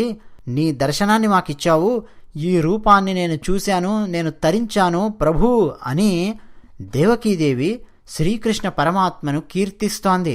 అంతేకాదు, ఈ భౌతికమైన కళ్ళతో నీ దివ్య రూపాన్ని దర్శించడం నాకు చాలా కష్టంగా ఉంది ప్రభు, ఇదిగో నా నమస్కారాన్ని స్వీకరించు కృష్ణ అని ఆమె కూడా 2 చేతులు జోడించి నమస్కరించింది. ఆ తర్వాత ఆమె అంది, శ్రీకృష్ణ నీ ఈ స్వరూపాన్ని ఉపసంహరించుకో ప్రభు అని ప్రార్థించింది. అలా ఉంటే ఎలా మరి? 4 చేతులతో అలాగే ఉన్నాడనుకోండి, ఎలా? తల్లి వెంటనే ఈ రూపాన్ని ఉపసంహరించుకో అని చెప్పి ప్రార్థించింది. అంతేకాదు, సృష్టి మొత్తం ప్రళయంలో లీనమైపోతూ ఉన్నప్పుడు మొత్తం ఈ విశ్వాన్నంతటిని నీ కడుపులో దాచుకున్నావు, జగన్నాటక సూత్రధారివి. అలాంటి నువ్వు నా కడుపున పుట్టడం ఇది కూడా నీ మాయనే శ్రీమన్నారాయణ అని దేవకీదేవి ప్రార్థించింది. ఆ తర్వాత దేవకీదేవి, శ్రీమన్నారాయణ పరమనీచుడు కంసుడు మమ్మల్ని ఇదిగో చాలా కాలం ఈ చెరసాలలో బంధించాడు, మమ్మల్ని ఇబ్బందులకు గురిచేస్తూ ఉన్నాడు, దుష్ట చిత్తంతో ఉన్నాడు, అతన్ని శిక్షించు, మేమెంతో భయంలో ఉన్నాము, మమ్మల్ని రక్షించు. నువ్వు ఇలా పుట్టడం వల్ల మేము ఎన్నెన్నో పుణ్యాలు, ఎన్నెన్నో నోములు, ఎన్నెన్నో వ్రతాలు ఏమిటేమిటో చేసుంటాము, అవన్నీ ఈరోజు పండాయి అని చెప్పి అనుకుంటూ ఉన్నాము అని దేవకీదేవి నమస్కారం పెట్టింది. శ్రీమన్నారాయణుడు వీళ్ళిద్దరూ మాట్లాడింది మొత్తం విని వాళ్ళ పూర్వజన్మ వృత్తాంతం చెప్పాడు. అమ్మా, పూర్వం స్వయంభువ మన్వంతరంలో పృష్ణి అనే మహానుభావురాలువి నువ్వు, మహాపతివ్రతవు నువ్వు. నీ పేరు అప్పుడు పృష్ణి, నీ భర్త పేరు సుతపుడు, ఇదిగో ఈ వసుదేవుడు. మీ ఇద్దరు బ్రహ్మ చెప్పడం వల్ల అద్భుతంగా తపస్సు చేశారు, ఘోరమైన తపస్సు. ఇంద్రియాలను నిగ్రహించారు, ప్రకృతి బాధలన్నింటినీ సహించారు. మీ ఇద్దరూ ఒకచోట ఏకాంతంగా ఉండి ఆకులు అలములు భుజిస్తూ తీవ్రమైన తపస్సులో మునిగిపోయారు. అలా 12,000 దివ్య సంవత్సరములు అన్నాడు. అలా తపస్సు చేయగా మీ రూపాలు ప్రకాశవంతమైపోయాయి. నా నామాన్ని మీరు స్మరిస్తూ నా తత్వాన్ని జపిస్తూ నా తత్వానికి కాస్త సమీపానికి మీరు రాగలిగారు. ఆ తపస్సు వల్ల నన్ను ఎంతో నిష్టగా ధ్యానించారు, పూజించారు. అప్పుడు నేను వరాలు కోరుకోండి అని చెప్పి అడిగాను. అప్పటికి మీకు పిల్లలు లేరు, తపస్సులో అలా కూర్చొని ఉన్నారు. ఆ సమయంలో నా మాయ మిమ్మల్ని ఆవహించింది. నేను మీ ముందు ప్రత్యక్షమైనప్పుడు మీరేం కోరుకోవాలి? మోక్షం కోరుకోవాలి. మిమ్మల్ని నేను చక్కగా వైకుంఠానికి తీసుకొని వెళ్ళిపోయేవాడిని, మీకు మోక్షాన్ని అనుగ్రహించేవాడిని. కానీ మీరు నాకు నీతో సాటి అయిన కుమారుడు జన్మించాలి అని వరం కోరుకున్నారు. సరే అని చెప్పి నేను మీకు వరం ఇచ్చాను. నాతో సాటి అయిన కుమారుణ్ణి నేను ఎక్కడి నుంచి పట్టుకురావాలి? అందుకే నేనే మీకు జన్మిస్తాను అని జన్మించాను. పృష్ణి గర్భుడు అనే పేరుతో నేను మీకు కొడుకుగా పుట్టాను. ఆ తర్వాత 2వ జన్మలో మళ్ళీ అదితి కశ్యపుడు అనే పేరు మీద మీ ఇద్దరు దంపతులుగా ఉన్నారు. అయినా అతిథి కశ్యపుల గురించి తెలియందెవరికి? అప్పుడు నేను మీకు వామనుడు అనే పేరుతో పుట్టాను. ఇక ఇప్పుడు 3వ జన్మలో మీ ఇద్దరికి నేను పుత్రుడుగా జన్మిస్తూ ఉన్నాను. ఇక మీదట మీకు నేను జన్మించను. ఇదే నేను మీకు జన్మిస్తున్నటువంటి చిట్ట చివరి జన్మ. నన్ను కుమారుడిగా చూడాలి అని చెప్పి అనుకున్నారు కాబట్టి ఇలా నేను మీకు జన్మిస్తూ వచ్చాను.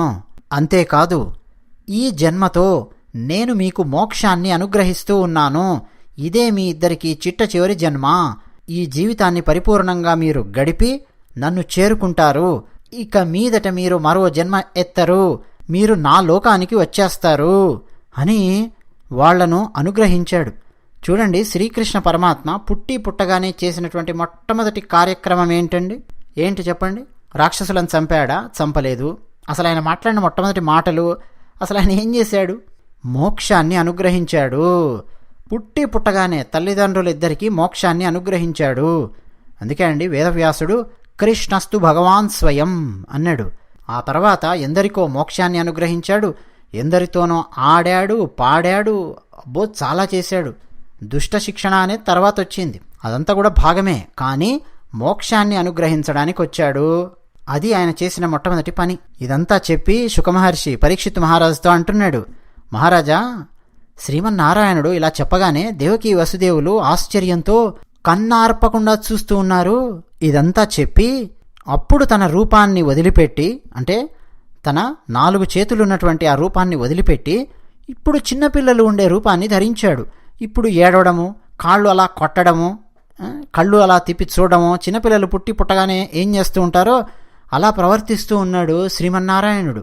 ఇప్పుడు వసుదేవుడు ఏం చేయాలో శ్రీమన్నారాయణుడు సంకల్పంతోనే తెలియజేశాడు. వసుదేవునికి అర్థమైపోయింది.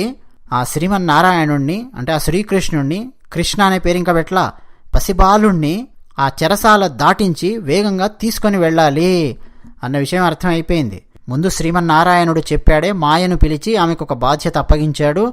ఆ బాధ్యత ప్రకారం రేపల్లెలో నందుని భార్య యశోదకు యోగమాయ ఒక చిన్న పిల్లలాగా జన్మించింది. అంటే ఆడపిల్లను యశోదాదేవి ప్రసవించింది. ఇక ఆ సమయంలో వసుదేవుడు ఆ పసిబిడ్డడిని చేతుల్లోకి తీసుకున్నాడు. ఇప్పుడు తన హృదయానికి హత్తుకున్నాడు. ఇక మెల్లిగా అడుగులు వేసుకుంటూ బయటికి వచ్చాడు. చెరసాల తలుపులు తెరుచుకున్నాయి. అందరూ నిద్రలో జోగుతూ ఉన్నారు. ఆశ్చర్యం ఏంటంటే రేపల్లెలో ఉన్న ఆ గ్రామీణులను, కావలి కాసేవాళ్లను అందరినీ ఆ శ్రీమన్నారాయణుని మాయ అనేది ఆవరించింది. అక్కడ కూడా వాళ్ళందరూ నిద్రపోతూ ఉన్నారు. అంటే మధురలో చెరసాలలో ఉన్నవాళ్ళు, మధురలో ఉన్నవాళ్ళు గాఢమైన నిద్రలోపలికి వెళ్ళిపోయారు. రేపల్లెలో కూడా అందరూ గాఢమైన నిద్రలోపలికి వెళ్ళిపోయారు. ఇక వసుదేవుడు అప్పటి వరకు ఆయన చేతులకున్నవి, కాళ్లకున్నవి ఆ సంకెళ్ళు మొత్తం ఊడిపోయి కింద పడ్డాయి. శ్రీమన్నారాయణుడి సంకల్పం ముందు ఇక అవన్నీ ఏమాగుతాయండి? వసుదేవుడు నడుస్తూ ఉంటే ఎన్నెన్నో తలుపులున్నాయి, వాటి తాళాలు ఊడిపోయి కింద పడుతూ ఉన్నాయి. వసుదేవుడు అసలు ఏ ప్రయత్నమూ చేయలేదు. పిల్లవాడిని ఎత్తుకొని ఉన్నాడంతే, నడుస్తూ ఉన్నాడు. ద్వారాలు ఎవ్వరూ తెరవడం లేదు. మామూలుగా అయితే 10 మందో 20 మందో తెరవాలి కొన్ని ద్వారాలను. వాటంతటా అవే తెరుచుకుంటూ ఉన్నాయి. వసుదేవుడు చక్కగా నడుచుకుంటూ బయటికి వచ్చాడు. అయితే అది మధుర కదండి, ఎందరో ఉంటారు జనాలు, ఎవ్వరు కూడా ఆయనను చూడడం లేదు. ఆయన ఆనందంగా నడుచుకుంటూ వెళుతూ ఉన్నాడు. మధ్య మధ్యలో ఎవరైనా చూస్తారా అన్నట్టు ఇటు చూస్తున్నాడు, కానీ ఎవరు తనను చూడడం లేదు. నిద్రలో జోగుతూ ఉన్నారు, నిద్రపోతూ ఉన్నారు. ఆయన అలా నడుస్తూ ఉంటే ఆయన వెనక పడగలు విప్పి ఒక మహాసర్పం ఆయనను అనుసరిస్తోంది. అలా నడుస్తూ ఉన్నాడు. యమునా నది దగ్గరికి వచ్చాడు. యమునా నదిని దాటుతూ ఉంటే అబ్బో అద్భుతమైన వర్ణనలు ఉన్నాయి. అవన్నీ నేను ఇక్కడ చెప్పడం లేదు. మరొక్కసారి ఎప్పుడైనా ఇదే అంశాన్ని తీసుకొని అందులో ఉన్న రహస్యాలు ఏంటనేది మరోసారి మాట్లాడదాం. వసుదేవుడు శ్రీకృష్ణుణ్ణి తీసుకొని వెళుతూ ఉంటే యమునా నది జలాలు ఉప్పొంగుతూ ఉన్నాయి. ఎందుకు ఉప్పొంగుతున్నాయి అంటే శ్రీకృష్ణుని పాదాలను ఆశ్రయించి ఒకసారి నమస్కరించాలి అనేది యమునా నది యొక్క ప్రయత్నం. యమునా నది శ్రీకృష్ణుని పాదాలను తాకి ఆ తర్వాత కాస్త చల్లబడి కాస్త తగ్గింది. ఇక ఆయన నడుస్తూ ఉంటే నదీ జలాలు ఆయననేమి ముంచెత్తడం లేదు. ఆయనకు దారి ఇస్తున్నట్టుగా అటు ఇటు తొలగిపోతోంది యమునా నది. ఆయన నడుస్తూ ఉన్నాడు.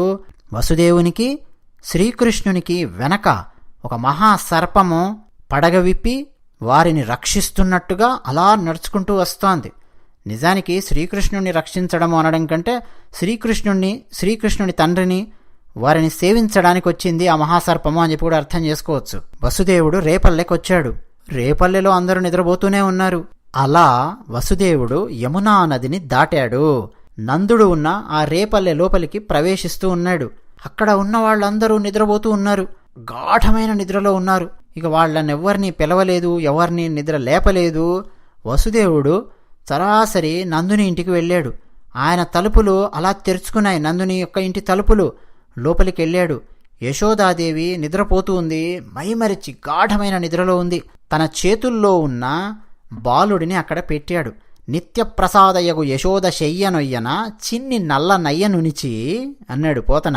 చిన్ని నల్లనయ్య, ఆ చిన్న నల్లనయ్యను ఆ బాలుడిని అక్కడ పెట్టి యశోద పక్కలో పడుకొని ఉన్న ఆ ఆడపిల్లను, చిన్న పాపను ఎత్తుకొని ఇక ఆలస్యం చేయకుండా మళ్ళీ వెనుదిరిగి బయలుదేరాడు. తీసుకొచ్చి దేవకీదేవి పక్కన పడుకోబెట్టాడు ఆ పిల్లను. అప్పటి వరకు మనసులో ఏంటేంటో ఉంది. పిల్లవాడిని తీసుకెళ్ళి అక్కడ పెట్టాడు, అంటే ఏదో శక్తి తనను నడిపించింది అన్నట్టుగా నడిచి వెళ్ళి తీసుకొని వచ్చాడు తప్ప ఆయన బలం కాదు అన్న విషయం కూడా అర్థమవుతోంది. మళ్ళీ ఆయన కాళ్లకు చేతులకు ఆ సంకెళ్ళు వేసుకున్నాడు. ఏమీ తెలియని వాళ్ళలాగా అలా కూర్చొని ఉన్నాడు. యశోదాదేవికేమో ఏమీ తెలీదు. తనకు పుట్టిన కూతురుని వసుదేవుడు తీసుకెళ్లాడని గాని, దేవకీ వసుదేవులకు పుట్టిన ఆ నల్లనయ్యను తీసుకొచ్చి తన పక్కన పడుకోబెట్టారని గాని ఆ యశోదాదేవికేమో పాపం ఏమీ తెలీదు. ఇదంతా కూడా శ్రీమన్నారాయణుని యొక్క ఆజ్ఞ. ఆయన ఆజ్ఞను బట్టే వసుదేవుడు ప్రవర్తించాడు. ఇక ఇప్పుడు మధురలో ఆ చెరసాలలో ఆ ఆడపిల్ల క్యార్ క్యారమని ఏడవడం మొదలుపెట్టింది. ఆ శబ్దం విన్న కాపలా వాళ్ళు, ఆ భటులు మాయ తొలగిపోవడంతో వెంటనే నిద్ర మేల్కొన్నారు. ఒక్కసారి చెరసాల లోపలికి చూశారు. అంతా బానే ఉంది, ఇక్కడే ఉన్నారు, తాళాలు ఉన్నాయి. అమ్మో, వెంటనే కంసుని దగ్గరికి వెళ్ళి చెప్పాలి అని పరిగెత్తుకుంటెళ్ళి, మీ చెల్లెలు ప్రసవించింది మహారాజా అని చెప్పి భటులు గోలగా అరుస్తూ కంసుడిని నిద్రలేపారు వాళ్ళు. వెంటనే కంసుడు మంచం మీద నుంచి కిందికి దూకాడు. ఇక నిద్రపోయినప్పుడు ఎలా ఉంటుందండి? భాగవతంలో వర్ణన, కంసుని జుట్టు, ఆ వెంట్రుకలు మొత్తం అటు ఇటు వేలాడుతూ ఉన్నాయి. పంచె నేల మీద అలా పారాడుతున్నట్టుగా ఉంది. రోషం, కోపం, నా శత్రువు పుట్టాడా అని నరికి పారేయాలని పరుగున అక్కడి దాకా వచ్చాడు. దూసుకొచ్చి ఆ పిల్లని చేతుల్లోకి తీసుకున్నాడు. అప్పుడు పోతన ఒక అద్భుతమైన పద్యం ఉత్పలమాల ఛందస్సులో, చాలామంది పెద్దవాళ్ళకి తెలిసే ఉంటుంది. అన్నా శమింపు మన్నా తగదల్లుడు కాదిది మేన కోడలౌ మన్నన చేయుమన్నా విను మానిని చంపుట రాచపాడి కాదన్నా సుకీర్తివై మనగదన్నా మహాత్ములు పోవు త్రోవ పోవన్నా భవత్ సహోదరి గదన్నా నినున్ శరణంబు వేడెదన్. పద్యం. అన్నా అన్నా అన్నా ఇది మేనల్లుడు కాదన్నా, మేనకోడలు, ఇది ఆడపిల్లను చంపొద్దన్నా, మేనకోడల్ని చంపొద్దన్నా, మేనకోడల్ని గారాబం చెయ్యి అంటుంది. మన్నన చెయ్యి, ఆమెను ఆదరించు. మేనకోడల్ని, స్త్రీలను చంపడం రాచపాడి కాదు, క్షత్రియులకు మర్యాద కాదన్నా, చిన్నపిల్లన్నా స్త్రీ అన్నా ఎందుకన్నా దాన్ని చంపుతావు, పెద్దలు మహాత్ములు నడిచిన దారిలో నడు అన్నా అని కంసునికి బుద్ధి చెప్తోంది. కీర్తితో బతుకన్నా, నేను నీ చెల్లెల్ని కదన్నా, నా కూతురన్నా చంపకన్నా, వదిలేయ అన్నా అని శరణు వేడుతోంది, ఏడుస్తోంది చిన్నపిల్లని వదిలేయని. కంసుడు అలాగే ఆ పిల్లను పట్టుకొని దేవకి వంక చూశాడు. మళ్ళీ అంది, కట్టా ఆర్గురు కొడుకుల బట్టి వధించితివి, ఆడు పడుచిది కోడల్ నెట్టన చంపగ వలెనే కట్టిడివి గదన్నా, అన్నా కరుణింపగదే అన్నది. అంటే కరుణ చూపించన్నా, ఇప్పటికే 6 మంది కొడుకుల్ని చంపేశావు కదా, చిన్నపిల్లల్ని, ఇది ఆడపిల్ల, నీకు మేనకోడలవుతుంది, ఎందుకు చంపాలి దీన్ని? మరి హృదయం లేని వాళ్ళలాగా చేయకన్నా, ఇంత హృదయం లేనివాడివైపోయావా, ఇంత కఠినాత్మునివైపోయావా, కాస్త నా మీద దయ చూపించన్నా.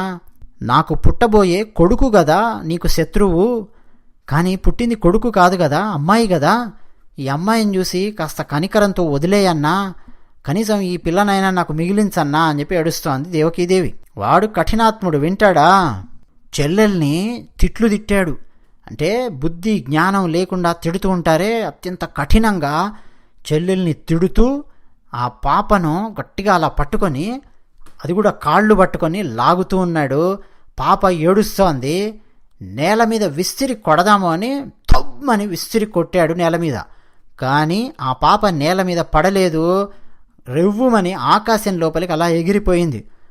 చూస్తూ ఉన్నాడు, నోరు తెరుచుకొని చూస్తున్నాడు. ఆకాశంలో ఒక్కసారి దేవతలు పుష్పాలు పట్టుకొని వచ్చారు. సువాసనలతో ఆ చెరసాల నిండిపోయింది. ఆ పైకి వెళ్లిన పాప 8 భుజాలు ఉన్న దేవిగా ఆవిర్భవించింది. ఆమె చేతుల్లో గద, శంఖము, చక్రము, పద్మము, బాణము, ధనస్సు, ఖడ్గము, శూలము, ఈ 8 ఆయుధాలున్నాయి. సిద్ధులు, చారణులు విమానాలలో ఆకాశ మార్గం నుంచి దూసుకొనొస్తూ ఉన్నారు, ఆమెను సేవిస్తూ ఉన్నారు. కిన్నెరలు వస్తున్నారు, గంధర్వులు వస్తున్నారు, గరుడులు వస్తున్నారు, దేవతలు వస్తున్నారు, ఆమెకు కానుకలు సమర్పించడానికి వస్తున్నారు, స్తోత్రాలు చేస్తున్నారు, ఆడుతున్నారు, పాడుతున్నారు, అప్సరసలు నాట్యం చేస్తున్నారు. యోగమాయా దేవిని కీర్తిస్తూ ఆకాశంలో ఒక కోలాహలం కనిపిస్తోంది. వీడు నోరు తెరుచుకొని చూస్తూ ఉన్నాడు. ఇప్పుడు వాణ్ణి చూసి యోగమాయ అంటోంది, ఏయ్ తెంపరివై పొరింబొరిని దేవకి బిడ్డల చిన్ని కుర్రలను చంపితివి, అంతనైనా ఉపశాంతి వహింపక రాళ్ళ మీద నొప్పింపితివి. విసిరో ఇదియు బీరమే, నా సరసన్ జనించి నిన్ చంపెడు వీరుడొక్క దశ, సత్కృతి నొందెడు వాడు దుర్మతి అని హెచ్చరిక జారీ చేసి అదృశ్యమైపోయింది. ఏమిటి ఆ హెచ్చరిక అంటే, ఒరేయ్ దుర్మతి, దుష్టుడా, ఎంతటి తెంపరితనమరా నీది! దేవకీదేవికి పుట్టిన బిడ్డలను వరసబెట్టి 6 మంది చిన్ని పిల్లలను సంహరించావు నువ్వు. అంతటితో నీకు శాంతి లేదు. నేను ఆడపిల్లను అని కూడా చూడకుండా, చిన్నపిల్లనని కూడా చూడకుండా విసిరి నేల మీద కొడతావా చంపడానికి? దుర్మార్గుడా, దుర్మతి, ఇదేనారా నీ శౌర్యము? ఇదేనారా నీ పరాక్రమము? ఆడపిల్లను, చిన్నపిల్లను, అప్పుడే పుట్టిన పిల్లను నేలకేసి కొట్టేంతటి పరాక్రమమారా నీది? ఇంతటి నీచుడు వారా నువ్వు? రేయ్, నిన్ను చంపేవాడు ఒక మహావీరుడు నాతో పాటే పుట్టాడు, కానీ ఇక్కడ లేడు, మరో చోట పెరుగుతూ ఉన్నాడు అని అదృశ్యమైపోయింది ఆమె. ఇక చూడండి వాడి పరిస్థితి ఎలా ఉంటుందో. వాడు వెంటనే ఏమన్నాడో తెలిస్తే అండి, వింటున్న మీరు ఆశ్చర్యపోతారు. వెంటనే దేవకీ వసుదేవులను చూసి వాళ్లకు ఏదో నమస్కారం పెడుతున్నట్టుగా పెడుతూ, దేవకీ వసుదేవులారా, వీడు మాట్లాడుతున్నాడు కంసుడు, శాంత స్వభావులారా, నేను మహాపాపిని. ఎవరో కొంతమంది చెప్పిన మాటలు విని నేను ఈ చిన్నపిల్లలను సంహరించాను, హత్య చేశాను. నేను బతికున్నా సరే చచ్చిన వాడితో సమానము. నేను మహానీచుణ్ణి, క్రూరుణ్ణి, పాపిని. నా తప్పులు దయచేసి లెక్కబెట్టుకోకండి. మీ దయతో నన్ను కరుణించండి, నన్ను క్షమించండి అంటున్నాడు వీడు. ఇక చెప్పండి. అంతేకాదు ఇంకేమన్నాడంటే మెట్టవేదాంతం ఎలా ఉంటుందో విందురుగాని. ఇప్పుడు వీడు అంటున్నాడు, ప్రాణులను అంటే మనలందరినీ మన కర్మలే నడిపిస్తూ ఉంటాయి. అంతా మన కర్మ, ఏదో మన కర్మ. కర్మను బట్టే ఒక్కొక్కరు ఒక్కొక్క చోట పుడుతూ ఉంటారు, ఒక్కొక్క చోట ఒక్కోలా మరణిస్తూ ఉంటారు, ఒక్కో చోట స్నేహాలు కలుస్తూ ఉంటాయి, ఒక్కో చోట శత్రుత్వం కలుస్తూ ఉంటుంది. అవన్నీ కూడా కర్మ వల్లే జరుగుతూ ఉంటాయి. మన చేతుల్లో ఏముంది చెప్పండి? అలాగే మీ 6 మంది కుమారులు నా చేతుల్లో పడి మరణించారంటే అదేదో నేను చేసింది కాదు. అయినా మనం ఏం చేస్తాం చెప్పండి? చేసేదెవరు, చేయించేదెవరు? వాళ్ల కర్మను బట్టి వాళ్ళు అలా మరణించారు, నా కర్మను బట్టి నేను వాళ్ళని అలా సంహరించాను తప్ప నా చేతుల్లో ఏముంది చెప్పండి? తాను శత్రువులను సంహరించానని, శత్రువులు తననేదో ఇబ్బంది పెట్టారు అని ఏదో తెలివితేటలు లేని వాళ్ళు, అమాయకులు అనుకుంటారు తప్ప ఇవన్నీ మన చేతుల్లో ఏమున్నాయి చెప్పండి? మొత్తం కర్మ. అసలు ఈ దేహం ఏమున్నది చెప్పండి? ఆత్మ కదా, ఆత్మనే నేను కదా. ఆత్మకు శత్రుత్వము ఉండదు, మిత్రత్వము ఉండదు. మిత్రులు ఉండరు, శత్రువులు ఉండరు ఆత్మకు. ఈ శత్రుత్వము, ఈ మిత్రత్వము ఇవన్నీ కూడా ఈ దేహం ఉన్నంత వరకే కదా. కర్మల వల్ల అవన్నీ ఏర్పడ్డాయి, అంతే కదా. ఇదండి మెట్టవేదాంతం. చెప్తూ దుఃఖిస్తూ కన్నీరు పెట్టుకుంటూ అబ్బో బాధపడుతున్నట్టు ఏడుస్తూ ఉన్నాడు. అంతేకాదు వాళ్ళ కాళ్ళ వేళ్ల పడుతూ ఉన్నాడు, నన్ను క్షమించండి అని కూడా అంటున్నాడు. క్షమించండి వరకు బానే ఉంది, వాళ్ళ సంఖ్యలు కూడా తీయించాడు, ఇదంతా బానే ఉంది. కానీ మెట్టవేదాంతం చూడండి, వాడు చేసిందేమో తప్పుడు పని. బాలహంతకుడు వీడు, బాలఘాతకుడు వీడు. శిశువులను సంహరించాడు, శిశుహత్య చేశాడు. ఒకరిని కాదు 6 మందిని. ఇప్పుడు కూడా అమ్మాయి అన్న వదిలే అన్న అని అడుగుతుంటే కూడా వదిలిపెట్టకుండా ఆ అమ్మాయిని కూడా నేలకేసి కొట్టి చంపబోయాడు వీడు. వెంటనే ఆమె మాయ అలా ప్రత్యక్షమై వీనికి హెచ్చరిక జారీ చేయగానే దెబ్బకు దెయ్యం వదిలినట్టు వదిలి, శాశ్వతంగా కాదులేండి, తాత్కాలికంగా శ్మశాన వైరాగ్యం, ప్రసూతి వైరాగ్యం, కొన్ని వైరాగ్యాలుంటాయిలేండి. అలా వీడు చేయించేదెవరు, చేసేదెవరు, ఆత్మకు శత్రువులెవరు, మిత్రులెవరు, వాళ్ళని ఏదో నేను చంపానా, నా చేతుల్లో వాళ్ళు చావాలనుంది కాబట్టి చచ్చారు, ఇలా వీడు మాట్లాడాడు. అయితే వసుదేవుడేమీ అనలేదు. మామూలుగా వసుదేవుడు ఏమనొచ్చు? ఏరా దొంగ వెదవా, నా కుమారులందరినీ పొట్టన పెట్టుకొని ఇప్పుడు మెట్టవేదాంతం చెప్తావరా అడ్డగాడిదా అని తిట్టొచ్చు. తిట్లా ఏమన్నాడు వసుదేవుడంటే, బావా, చక్కగా బావా, సరేలే కానీలే, ఇంకేం చేస్తాం గాని. ప్రాణులందరూ అరిషడ్ వర్గాల వల్ల, తమకు పట్టిన అహంకారం వల్ల జ్ఞానాన్ని కోల్పోతూ ఉంటారు, విచక్షణ జ్ఞానాన్ని కోల్పోతూ ఉంటారు. ఆ ఆవేశంలో, అరిషడ్ వర్గాలలో, కోపాలలో నువ్వా నేనా అని ఒకరి మీద ఒకరు గెలవాలి అన్న కోరికతో ఉంటారు, ఒకరినొకరు చంపుకుంటూ ఉంటారు. పరమాత్మ అనేవాడు ఒక్కడే, సర్వమున్నది పరమాత్మే అన్న జ్ఞానం కలిగి ఉంటే చాలు. సరేలే అని చెప్పి అన్నాడు వసుదేవుడు. ఇక దేవకీ వసుదేవులిద్దరినీ కాస్త శాంతపరిచి, వాళ్ళు శాంతపడ్డారా లేదా వేరే విషయం, శాంతపరిచి ఇక అక్కడి నుంచి వాడు వెళ్ళిపోయాడు తన భవనానికి. నిజానికండి ఇప్పుడు వాడు చెప్పాడు కదా కంసుడు, అదే కర్మ ఆలోచిస్తే మరి వాడి చేతుల్లో వాళ్ళు చావాలని ఉన్నది కాబట్టి వాళ్ళు చస్తే, మరి వీడు కూడా ఆయన చేతుల్లో, శ్రీమన్నారాయణుడి చేతుల్లో చావాలని ఉన్నది కాబట్టి ఆయన కూడా వస్తాడు, ఇక సిద్ధంగా ఉండొచ్చు.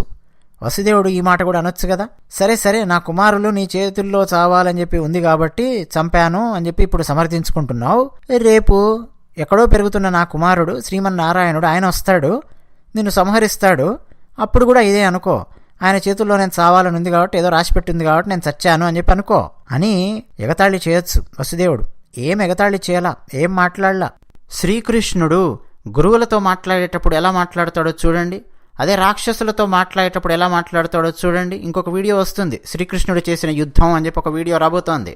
పౌండ్రక వాసుదేవునితో మాట్లాడేటప్పుడు వెటకారం, మనం తూర్పుగోదావరి పశ్చిమ గోదావరి జిల్లాలలో వెటకారం మనం చూస్తూ ఉంటామే, సెటైర్స్, వెటకారమే. కృష్ణుడు వాడిని చూసి వెటకారంగా మాట్లాడాడు పౌండ్రక వాసుదేవుణ్ణి.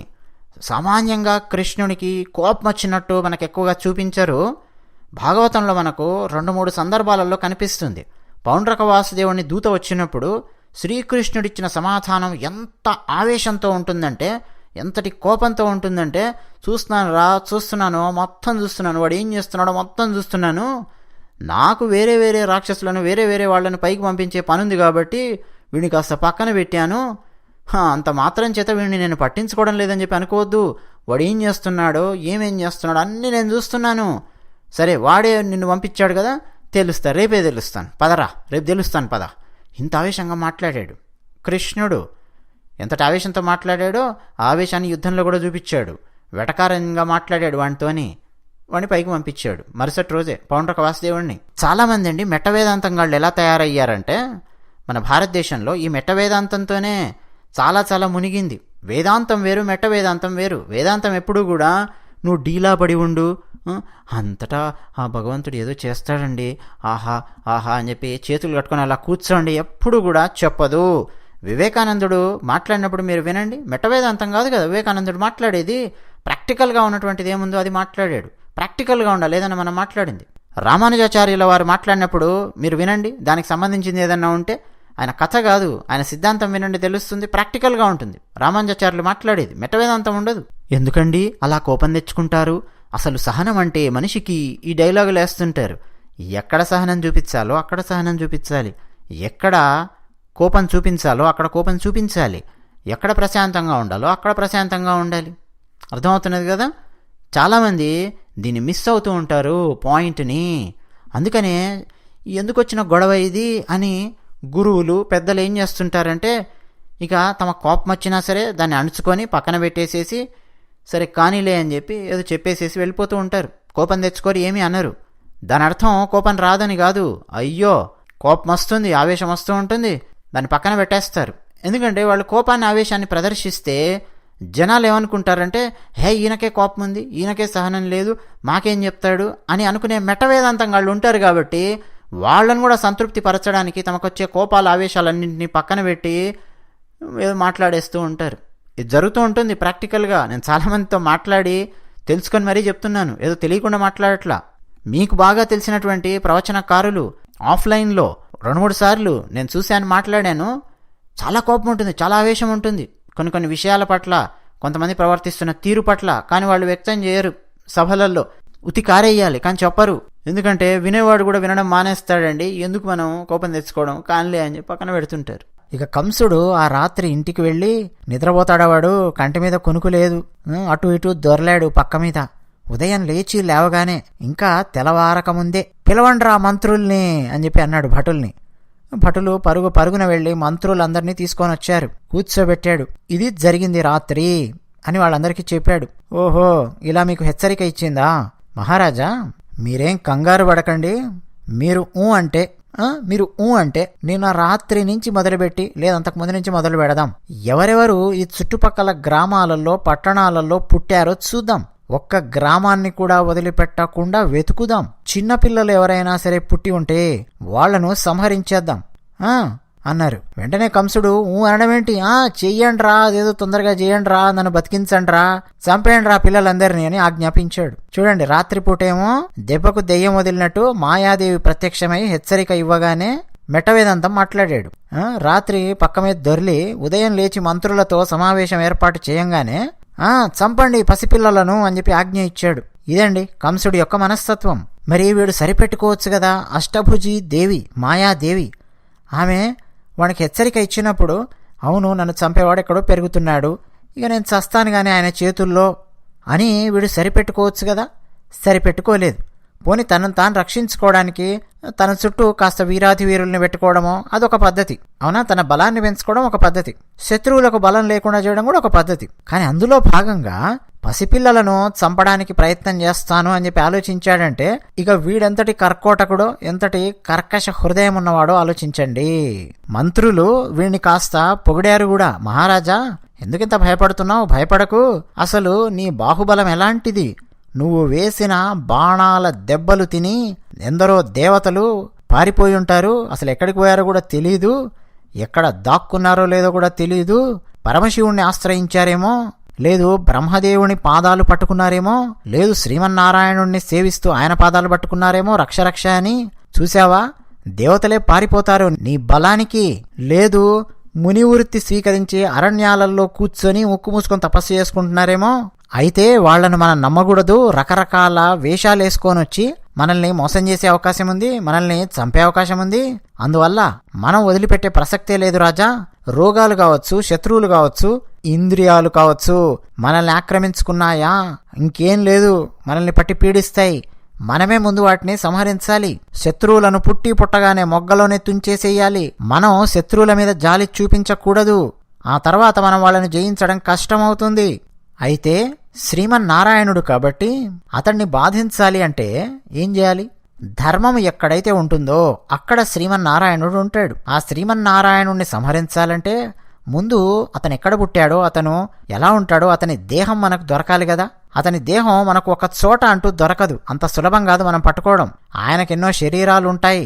గోవులు, బ్రాహ్మణులు, వేదాలు, సహనము, దయ, సత్యము, యాగములు, తపస్సు, దమము, శ్రద్ధ, శాంతి, ఇవన్నీ శ్రీమన్నారాయణుని యొక్క శరీరాలే. వాటిని గనక మనం అంతం చేశామా, శ్రీమన్నారాయణుడు ఎక్కడుండాలో తెలియక కుంచుకుపోతాడు, కృషించిపోతాడు, నశిస్తాడు అని చెప్తూ ఉన్నారు. అంటే దాని అర్థం ఏంటండి? గోవులను హింసించాలి, బాధించాలి, వాళ్ళు ఇస్తున్న సలహా. బ్రాహ్మణులను బాధించాలి, ఎందుకని బ్రహ్మజ్ఞానం కలిగి ఉన్నవాళ్ళు వేదాధ్యయనం చేస్తూ ఉంటారు, వాళ్లను బాధిస్తూ వాళ్ళని హింసిస్తూ ఉంటే శ్రీమన్నారాయణుడు కుంచుకుపోతాడు. వేదాలు, వాటిని మనం భ్రష్టు పట్టించాలి. దయా, జాలి ఎక్కడైతే ఉంటాయో అక్కడ నారాయణుడు ఉంటాడు కాబట్టి అవి లేకుండా చూసుకోవాలి. సమాజంలో ఎవరైనా సరే తపస్సు చేస్తున్నారా, వాళ్ళ హృదయాలలో ఉంటాడు. తపస్సు చేసే వాళ్లను నరికి పారేయాలి, తపస్సు కొనసాగకుండా చూడాలి. ఎక్కడైతే శాంతి ఉంటుందో శ్రీమన్నారాయణుడు ఉంటాడు, ఆ శాంతి లేకుండా చెయ్యాలి. ఇవన్నీ సలహాలు ఇస్తున్నారు. గత 70 సంవత్సరాలలో కూడా మన భారతదేశంలో ఇలాంటి సలహాలు ఇచ్చినటువంటి వాళ్ళు ఉన్నారు. మన దక్షిణ భారతదేశంలో ద్రవిడ ఉద్యమాలని, పెరియార్ ఉద్యమాలని కొన్ని ఉద్యమాలు తయారయ్యాయి. వాళ్ళు కూడా ఇలాగే సలహాలు ఇచ్చారు. ఎక్కడెక్కడైతే వేదాధ్యయనం జరుగుతూ ఉంటుందో అక్కడ శ్రీమన్నారాయణుడు ఉంటాడు, రాముడు ఉంటాడు, కృష్ణుడు ఉంటాడు. అవన్నీ లేకుండా చేయాలి. అవన్నీ లేకుండా చేయాలంటే ఏం చేయాలి? మహాభారతంలో విలన్స్గా ఎవరైతే ఉన్నారో వాళ్ళందరినీ హీరోలుగా చేస్తూ సినిమాలు తీయాలి. మహాభారతంలో హీరోలుగా ఎవరున్నారో వాళ్ల మీద మచ్చపడేలాగా సినిమాలు తీయాలి, వాళ్ళ మీద మచ్చపడేలాగా డైలాగ్స్ రాయించాలి. శ్రీకృష్ణుణ్ణి తగ్గించాలి, శ్రీరాముణ్ణి తగ్గించాలి. శ్రీరాముడు ఏ రాక్షసులనైతే చంపాడో ఆ రాక్షసులందరినీ బాగా హైలైట్ చేస్తూ పెద్ద పెద్ద డైలాగులు రాయించి, పెద్ద పెద్ద డైలాగులు చెప్పించి, ఆ డైలాగులు చెప్పించేది కూడా మళ్ళీ హీరోల చేత చెప్పించాలి. విలన్స్ అందరినీ, అంటే రాక్షసులందరినీ హీరోలుగా చూపిస్తూ దేవతలను, దైవస్వరూపాలను విలన్లుగా చిత్రీకరిస్తూ మనం సినిమాలు తీయాలి. అవి బాగా మెదడు మీద ప్రభావాన్ని చూపిస్తాయి ప్రజలకు. ఓ 30-40 ఏళ్లు గడిచిందంటే ఏ మహమ్మద్ గజనీయో, అలావుద్దీన్ ఖిల్జీయో, తుగ్లక్కో లేకపోతే ఆంగ్లేయులో వచ్చి భారతదేశాన్ని ఆక్రమించుకోవాల్సిన అవసరం లేదు. మనమే మన వాళ్ళ భావాలను ఆక్రమించేయచ్చు. ఎందుకని? వాళ్ళ మెదళ్లలో పాండవులను విలన్లలాగా చిత్రీకరించి కౌరవులను హీరోలను చేసేస్తాం. మనం రావణాసురుణ్ణి హీరోని చేసేస్తాం, రాముణ్ణి విలన్ని చేసేస్తాం. ఇలా రాక్షస బుద్ధితో ఆలోచించినటువంటి కొన్ని ఉద్యమాలు కూడా మన దక్షిణ భారతదేశంలో ముఖ్యంగా తమిళనాట ఉద్భవించాయి. వాటి ప్రభావం చాలా చాలా పడింది. అందుకే మనం ఎప్పుడైనా సరే మహాభారతం చెప్తూ ఉన్నప్పుడు భీముడు తన విలువిద్యతో కర్ణుణ్ణి ఓడించాడు అని చెప్పామనుకోండి, నమ్మరు. మహాభారతంలో ఉంటుంది. మన తిక్కన రచించిన ద్రోణ పర్వం మహాభారతంలో ఉంటుంది, నమ్మరు. భీముడు చాలాసార్లు కర్ణుని చేతిలో ఉండే విల్లు విరక్కొట్టాడు, కర్ణుని రథాన్ని బద్దలు కొట్టాడు. గదతో కాదు, ధనస్సుతో బద్దలు కొట్టాడు. కర్ణుని చేతిలో ఉన్న ధనస్సులను పదే పదే బద్దలు కొట్టాడు భీముడు. మహాభారతంలో ఉంది. వేదవ్యాసుడు రచించిన మహాభారతంలో ఉంది. దాన్ని చక్కగా తెలుగులో మనకు తిక్కన అందించారు ద్రోణ పర్వంలో, నమ్మరు. అవన్నీ దాచిపెట్టేసేసి కేవలం కర్ణుడు భీముణ్ణి ఓడించి వరే తిండిపోతా నీకెందుకురా యుద్ధము అని డైలాగ్ చెప్తాడే, ఆ డైలాగుల్ని మాత్రం నాటకాలలో సినిమాలలో బాగా హైలైట్ చేసి పాండవులు నీచులు, పాండవులకు అసలు బలం లేదు, దుర్యోధనుడు బలవంతుడు, కర్ణుడు బలవంతుడు, దుశ్శాసనుడు తెలివైనవాడు, శకుని మహా తెలివైనవాడు, మహానుభావుడు, ఇవన్నీ సమాజంలో ఎక్కించడానికి చాలా చాలా ప్రయత్నాలు చాలామంది చేశారు. కృష్ణ పరమాత్మ మీద విషం కక్కడం, ఇవన్నీ ద్రవిడ ఉద్యమాలండి, పెరియార్ ఉద్యమాలు, ఇవన్నీ చాలా చాలా జరిగాయి. శ్రీకృష్ణుణ్ణి తిడుతూ వ్యాసాలు రాయడము, శ్రీరాముణ్ణి తిడుతూ నవలలు రాయడము, పుస్తకాలు ప్రచురింపజేయడము వామపక్ష భావజాలం ఉన్నవాళ్లు. అదిగో దాదాపు అలాంటి సలహాలే కంసునికి ఆయన మంత్రులిచ్చారు. భాగవతంలో పోతన మత్తేభం ఛందస్సులో ఒకే ఒక పద్యంలో ఆయన రాశాడు. ఇప్పుడు నేను చెప్పానే, గోవులు, బ్రాహ్మణులు, వేదము, సహనము, కారుణ్యము, సత్యము, యాగము, తపస్సు, దమము, శ్రద్ధ, శాంతి, వీటన్నింటినీ నాశనం చేస్తే శ్రీమన్నారాయణుణ్ణి నాశనం చేసినట్టే అని మంత్రులు సలహా ఇస్తున్నారు కంసునికి. ఇక ప్రశ్న వేస్తున్నారు ఒక్కొక్క మంత్రి, మహారాజా కంస, దేవతలను తరిమి తరిమి కొట్టి చంపంటావా? తపస్సు చేసుకునే మునులను భయంకరమైన గర్జనలతో వాళ్లను సంహరించి యమధర్మరాజు దగ్గరికి పంపేయమంటావా? ఆవులను దూడలను తీసుకొచ్చి నరికి పారేయమంటావా? బ్రాహ్మణులను ఉరికించురికించి పరిగెత్తించి పరిగెత్తించి తరిమి తరిమి కొట్టమంటావా? వేదాలను నాశనం చేయమంటావా?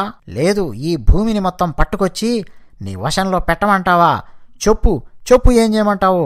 నీ భయాన్ని పోగొడతాం, చెప్పు, మమ్మల్ని ఆజ్ఞాపించు అని మంత్రులు అడుగుతూ ఉన్నారు. వీళ్ళిప్పుడు ఏదైతే చెప్పారో అవన్నీ కంసుడు చేశాడు, చేయించాడు. బ్రాహ్మణులను వేదాధ్యయనం చేసుకుంటూ ఏదో పురాణం చెప్పుకుంటూ ప్రశాంతంగా ఉన్న బ్రాహ్మణులను బాధించారు.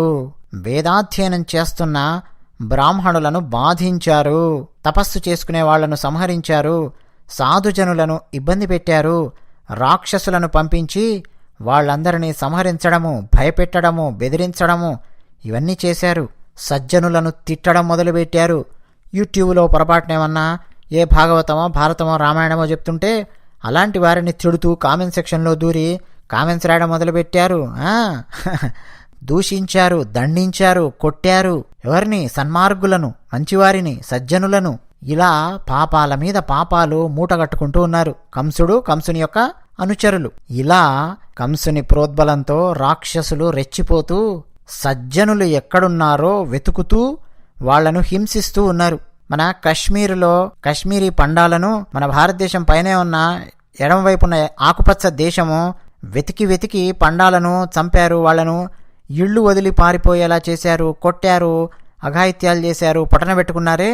అదిగో ఆ స్థాయిలో విజృంభిస్తూ ఉన్నారు కంసుడు, కంసుని సేనలు. సన్మార్గులు కనిపించారా కొట్టడమే, హింసించడమే, గోవులను సంహరించడం, బాధించడం, ఇలా చేస్తూ చేస్తూ తమ బలాన్ని ఇంకా పోగొట్టుకున్నారు అన్నాడండి పోతన భాగవతంలో. ఒక్క వాక్యం చెప్పి ముగిస్తాను. ఉత్తములను హింసిస్తే కీర్తి నశిస్తుంది, ఐశ్వర్యం నశిస్తుంది, ఆయుర్దాయం నశిస్తుంది, క్షేమము, లాభము ఇవన్నీ నశించిపోతాయి. ఇది భాగవతంలో చెప్పారు.